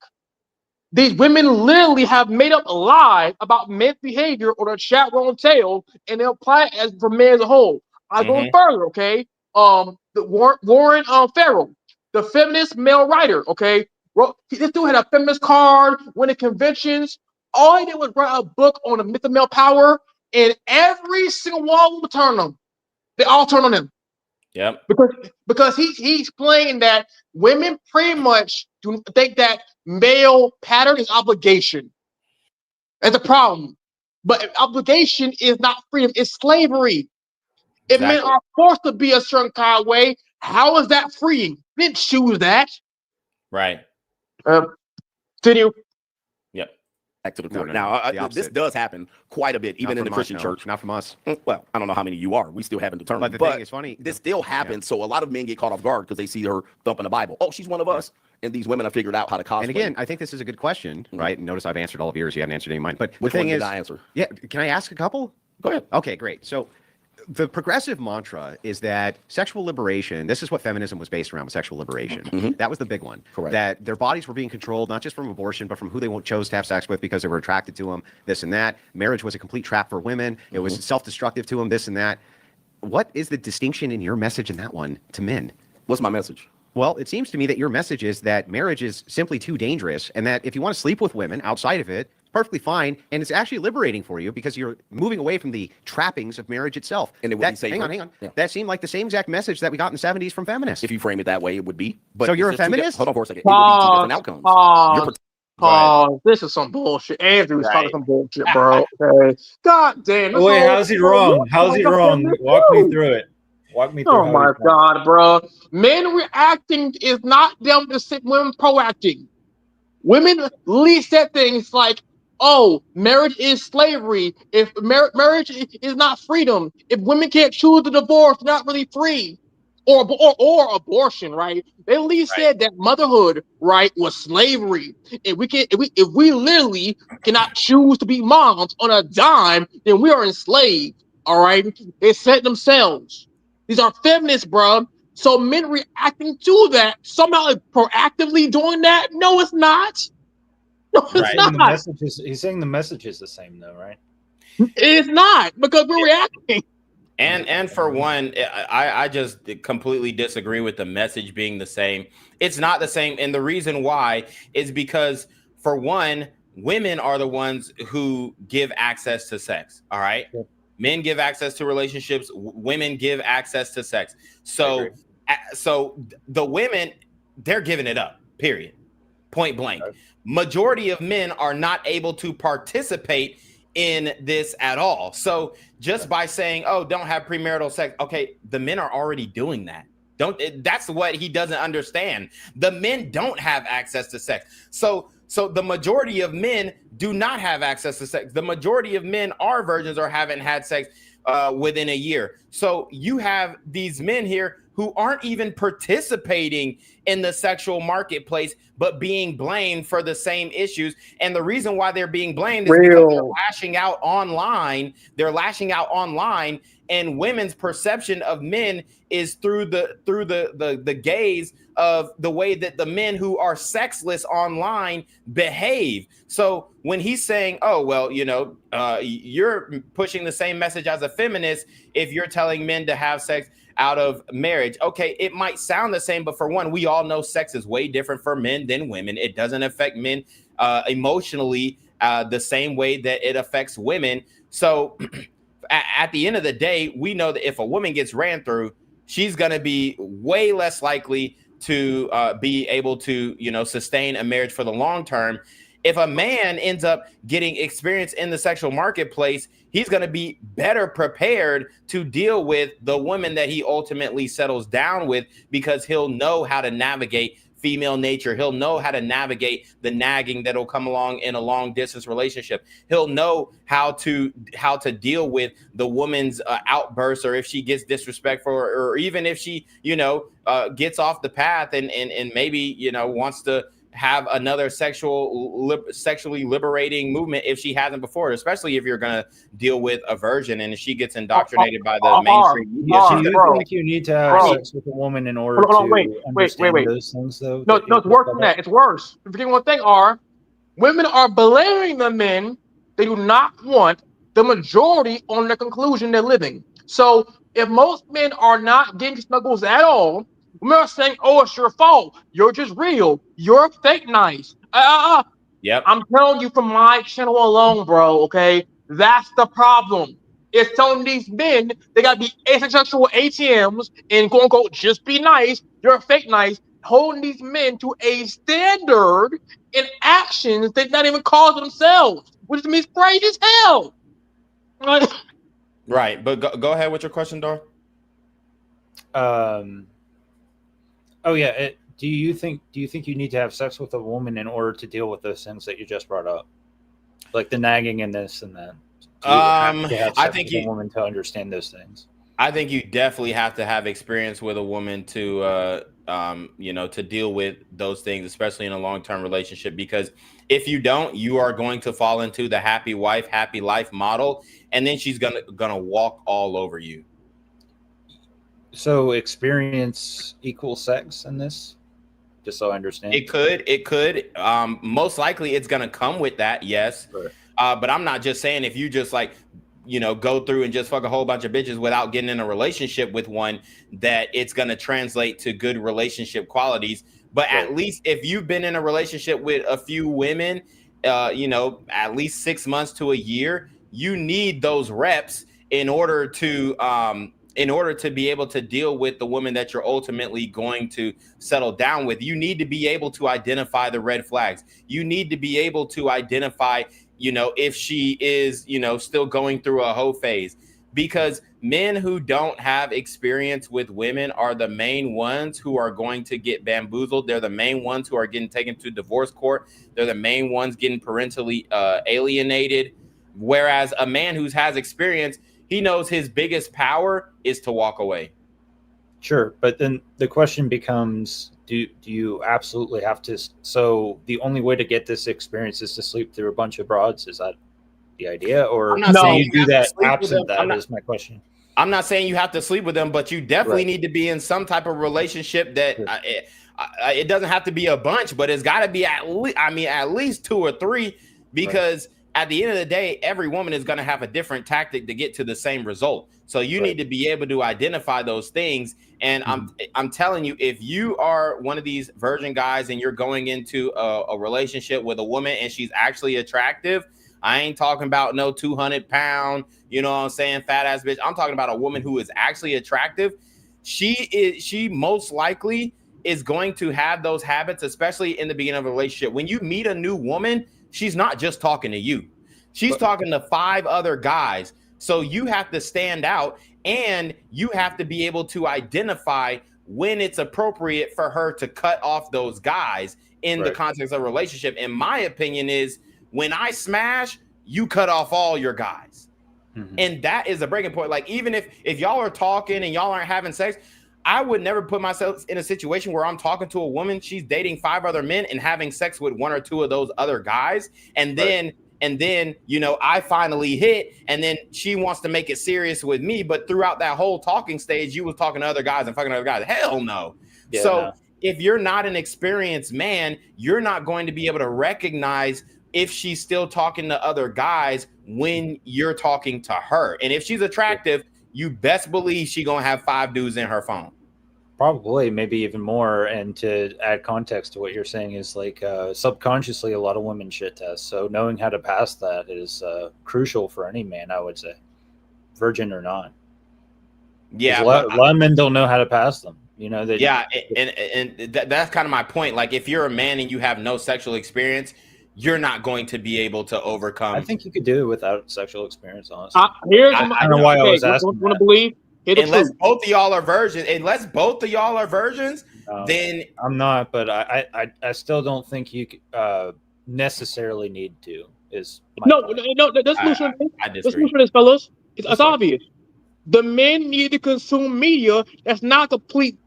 I can't say on YouTube slop by certain people, even though, and actually listen and consume media that warns men about their behavior. I can name several examples of this, right? One of my favorites of all time, Initial D. All men must read Initial D. All men. I don't give a damn, okay? In current year, Chainsaw Men. The artists, musicians, writers, that are actually based in reality, understand what they're dealing with here. They teach these men these things early. But the problem is, modern day media is a slop that men don't actually understand whatever these lessons are all being taught to them. At all. They don't consume it at all whatsoever. That's why, if you noticed, they generally say the most based one against women are black men. I know why, because of Gen X, because of hip hop. Black men were the main ones in the prime in the past 30, 40 years saying these hoes ain't ish, but hoes and tricks, all right? Over the Tupac, him too, right? That's why. So, in my opinion, men need to consume media early to see how women actually are, and not consume media that is complete garbage that melts their brain. That's a pretty base take. Yeah. All right, let's keep going.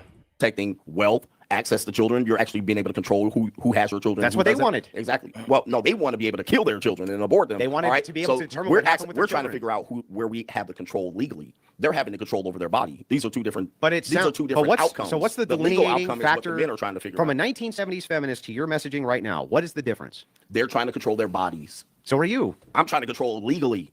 Financially, these are two different things. Those are your body. You're controlling your bodies. No, don't just make it a body. It's the same thing. It's financial. These aren't not my That's body. the same arguments they made. It's financial. No, you're trying to make it the same. I It know is you're trying the to same. No, you're trying to cram that in. Oh, finances is your body. I'm trying to control the legal outcomes. So were related they. to that. Related to finances. Not related to me being liberated and sleep with who I want to. The first goal was to control what happens to me financially. It was never the goal for men to avoid marriage, to sleep around. That's the feminist goal. Those are two different things. They make the same claim. They make the same claim. Their claim never is was financial. We're not telling women that they need to go sleep Those around. are two different We're not things. telling women they need to go sleep around. We're just telling them they can if they want to. Isn't that the same as your message? If they want to. Some men don't sleep around. Yeah. Some men don't sleep around. It's just feminism for men. Most men don't sleep around. It ain't even some. Most men do It's not most, sleep around man. at all. Yeah. Most men don't have the abilities to sleep around. Like, come on. Andrew's out of touch, man. Right. Good God, bro.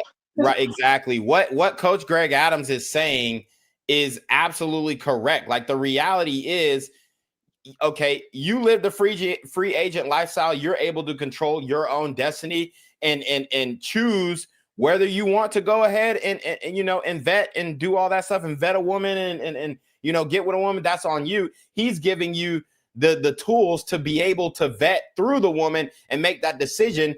And then he's also giving you the option to say, hey, you know, if you're one of these guys who's a divorcee, you got divorced, you got taken to the cleaners in divorce court, here's your prescription, the free agent lifestyle. Don't go back and try and get married. Live the free agent lifestyle, because the guys who try and do it again have a higher percentage of failure rate. Yeah, most men couldn't even sleep around even if they did 1 to 5s, if they did 5s and below. Right. Of course. Even the 5s and below have the attitude of a 10 now. Yep. So the only way to combat that, you would have to pay a prostitute. Right. And that score, right? Well, because again, even Andrew, right? Andrew was saying, oh, it's the same thing. Okay, Margaret Sanger said what? Motherhood is slavery, pretty much. And women should choose to be mothers. As in, if they fuck a guy, Lemon and Coochie, they should have the choice to be a mom or not. How the hell is that the exact same argument at all? How? Right. That is a proactive thing where women are saying, hey, I chose this man in my coochie. He busted up in me. I wanted him, but I should choose to literally have or not have a baby because I love slavery, versus a man saying, listen, all right, I built myself up. I'll protect my money. I didn't want a chick, I want a chick. How the same?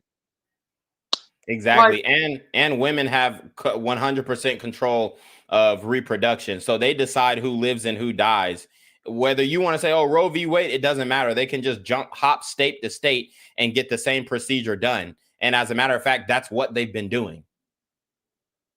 No, that's what you want to call There's it. no prescriptions. It's just feminism for men. How's that not a prescription? I get to control who I'm with. I get to control where the law is. And I hold on for a second. And I get to control where my finances are, not to say. Said the feminist. No, that's not. No, that's not. It's not the woman's finances. We don't have a bank account. We can't decide what to vote. We can't decide what to do with our children. We're men's property. It's the same shit. That's a secondary issue. Oh, that is a secondary issue. You try to compare it. You try to compare it and then say finances is body. I mean, come on. That's what you're really trying to cram this. They were like, we want credit cards. Narrative. We want to be able to control our bank account. We want to be able to control our finances. Secondary, tertiary issue. We're talking about what you framed it as. It's the primary issue. The primary issue for me is finances. It's not to sleep around. Right? That would be two different things. But I'm not maintaining my independence and staying single. Not only finances, happiness, mental health, avoiding situations that lead you further down the line of self-deletion. Like, this is what the prescription is. It's avoiding these situations where a man gets zeroed out. But if so I can sleep around. That's not the primary issue. I understand. It is for finances. So those are two different arguments. No, they're not. You want to make it the same for you? Go ahead. Let me give the explanation. Please. If every single argument you make, even if you say these ones over here are tangential, but I agree with them, is the same exact argument of the 1970s bra-burning feminists, whether or not that's what you believe, whether or not it's the primary goal, make it work for you. Hang on, man. Make it work for you. Even if it's the case, it's not the primary goal; it's a secondary goal. They're still the same goals. You framed it as the number one goal. Let me at least make the argument before you respond. Reach on in there, man. So the thing is, dig deep. Is if you say, "Hey, man, dig deep," this is about financing. It's like, okay, well, you know, the 19. They are not the same goal.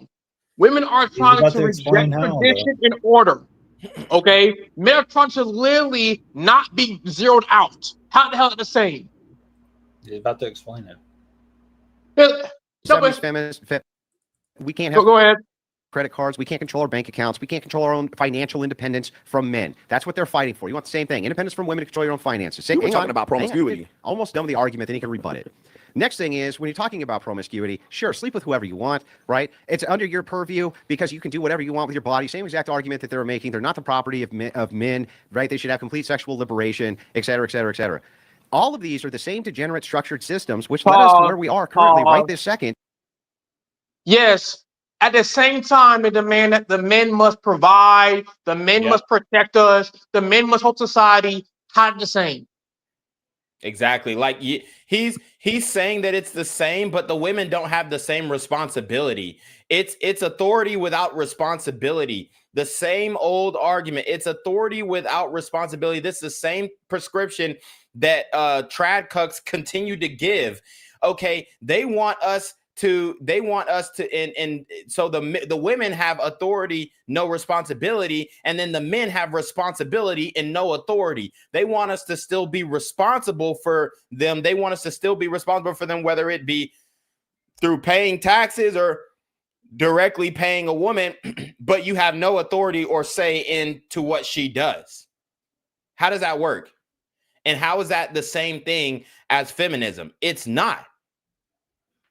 Except you're just providing them for men instead of women. It's like, can't we at least at some level look at this and say, look, just because these crazy women are doing these insane things, we can actually, as men, do something about this prescriptively without adding the degeneracy. Can't we do that? Okay, let's go back. Again, and there's another report. It's so crazy.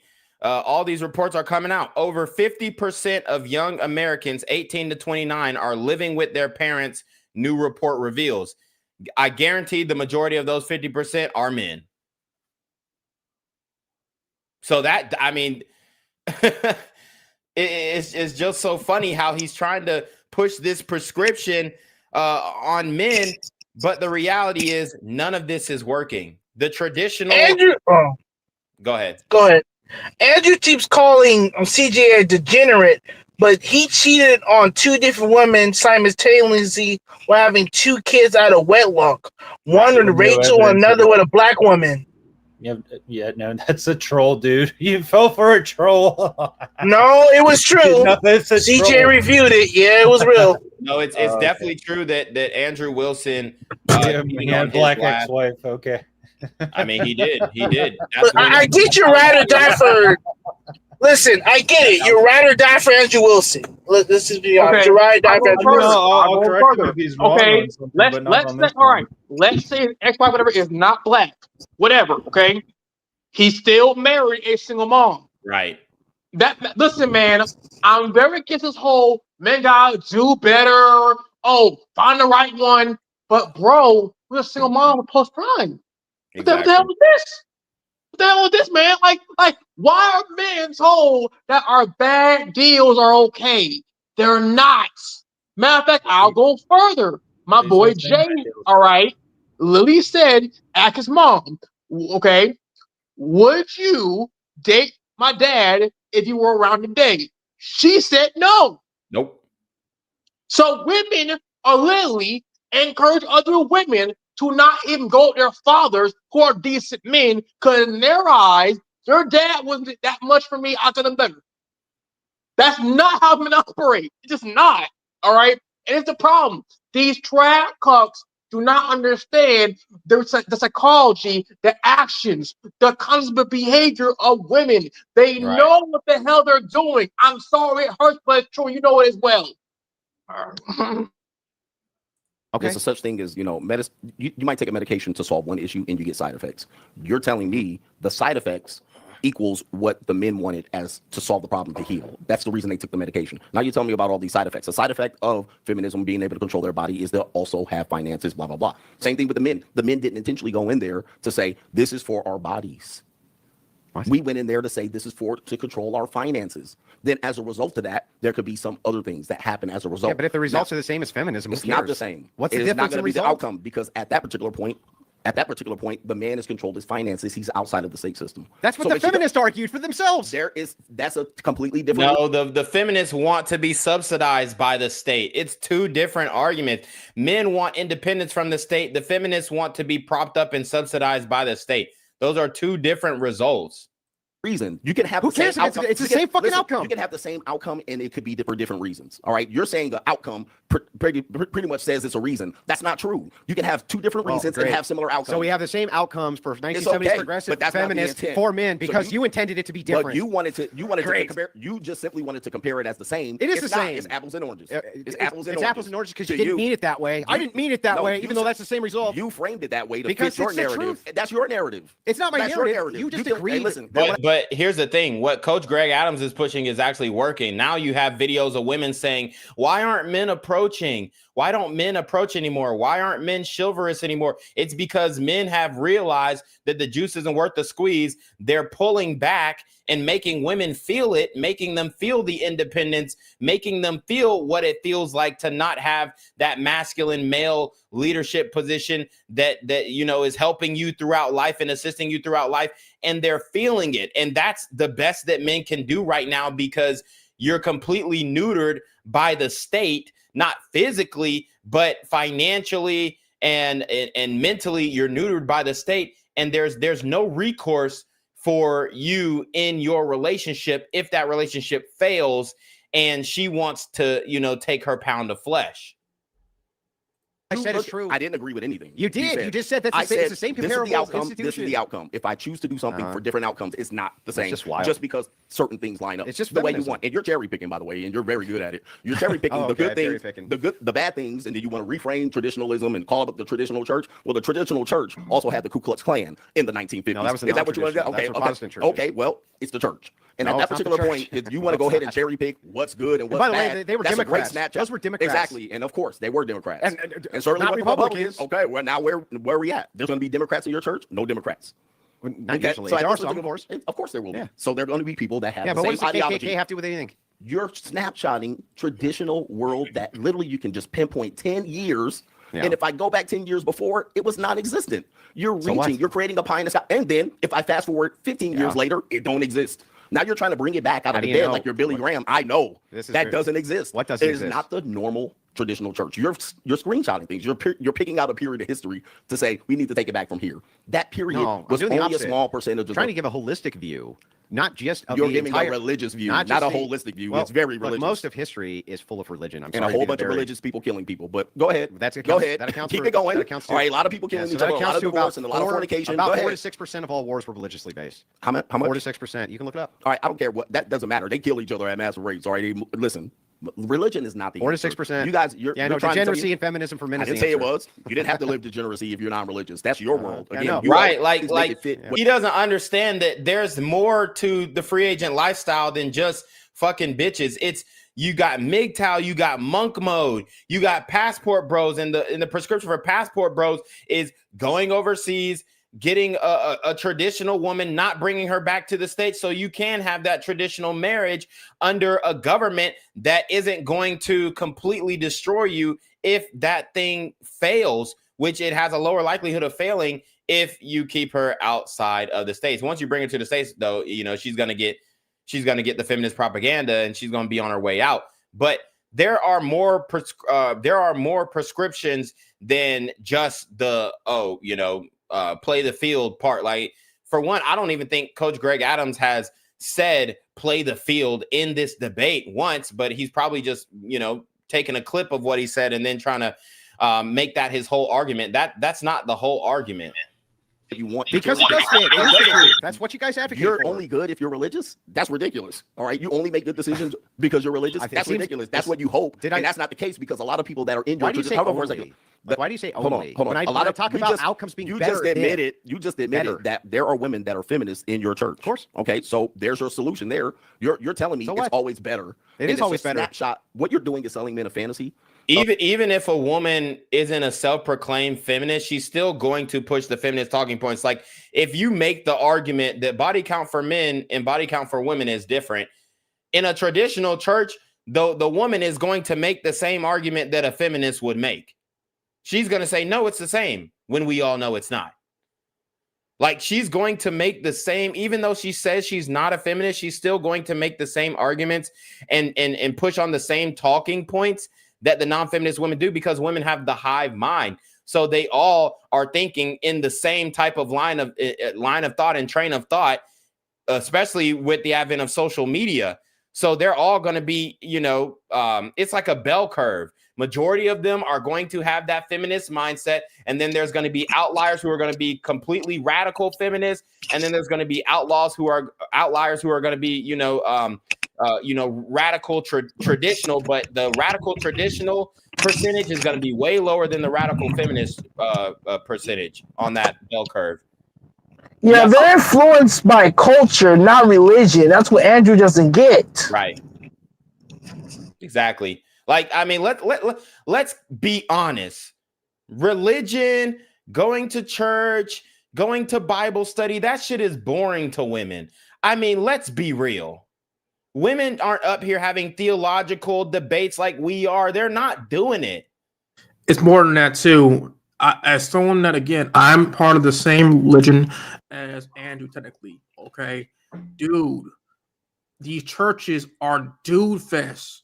Why do they keep acting like there's all these chicks in churches, bro? It's just not true. There's more young men, yes, but young women, no. And I'm Orthodox too. So this idea that men gotta go to church, get a girl in the church. So quick math, y'all. If there's significantly more men than there are women in the church, what the hell happens? The exact same thing happens in the alt community, or the nerd sectors, or the anime sectors, or the music sectors, right? If there is more dudes than chicks, the women there's not enough women to literally go around by a vast majority. So the men gotta share the chicks. Do they share them? You know what I mean? Or you get weekends, I get Friday. You know what I mean? Like, right.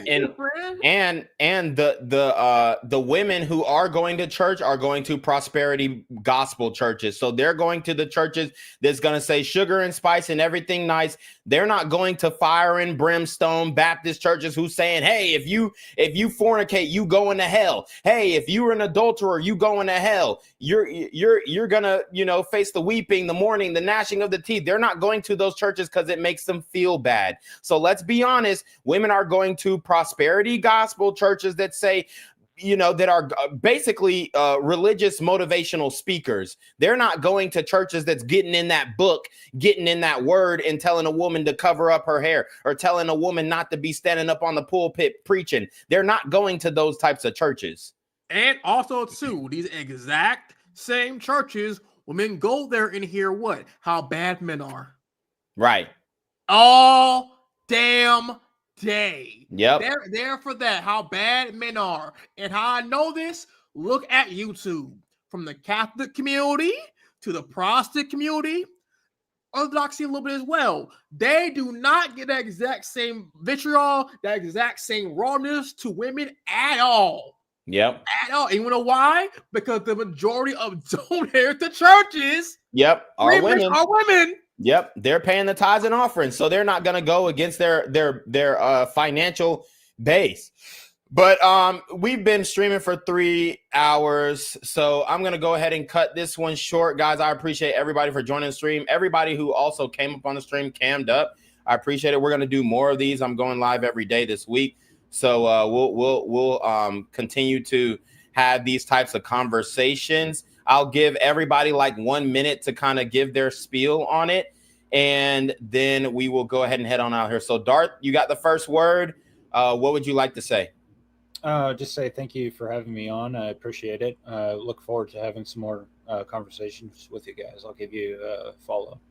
Absolutely. Appreciate you, man. You were very respectful, very calm, cool, collected. You made some great points, and we had a good conversation. So appreciate you for joining the stream. All right, Knockout, you got the floor.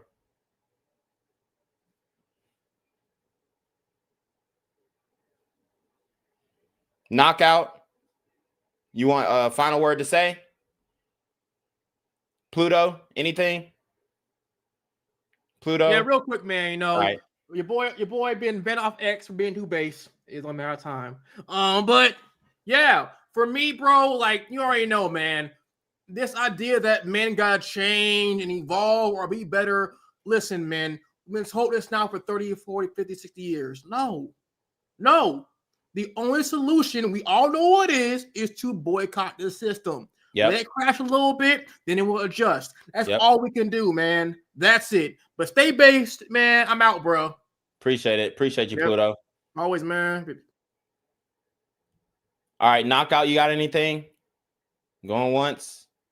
Going twice? All right, so we're going to get Knockout up out of here. I appreciate everybody for joining the stream again. Make sure y'all subscribe. Make sure y'all hit that Super Trap, that Cash App, that PayPal. But you already know what it is, man. It's your boy, Reclaiming Throne. Make sure you like, comment, share, subscribe. Send your relationship request email down below with a screenshot of your Cash App so I know you're paying your tithes, man. Y'all need to be on your mark for getting with the BS. You already know. Reclaim. Want to become an elite level athlete? Well, look no further. The Reclaim Your Throne Elite D1 training course is all you need to take your performance from subpar to the creme de la creme of athletes all around the world. The purpose of this course is to give you a comprehensive weight training, speed, flexibility, recovery, and endurance program that is meant to prepare young athletes for collegiate and professional sports. This course is packed with over 2 hours of creative, action-packed lifts narrated and coached by yours truly to assure increased strength, speed, flexibility, recovery, and endurance. Hey, I get it. Training alone can be tough and can even make you feel misguided or somewhat unmotivated. But with this course, I walk you step by step through each and every lift to make sure you're using the proper form to prevent injuries and that you're hitting the correct muscle groups to render maximum results. So what are you waiting for? It's now or never. So go ahead and get the training course today so you too can reclaim your throne.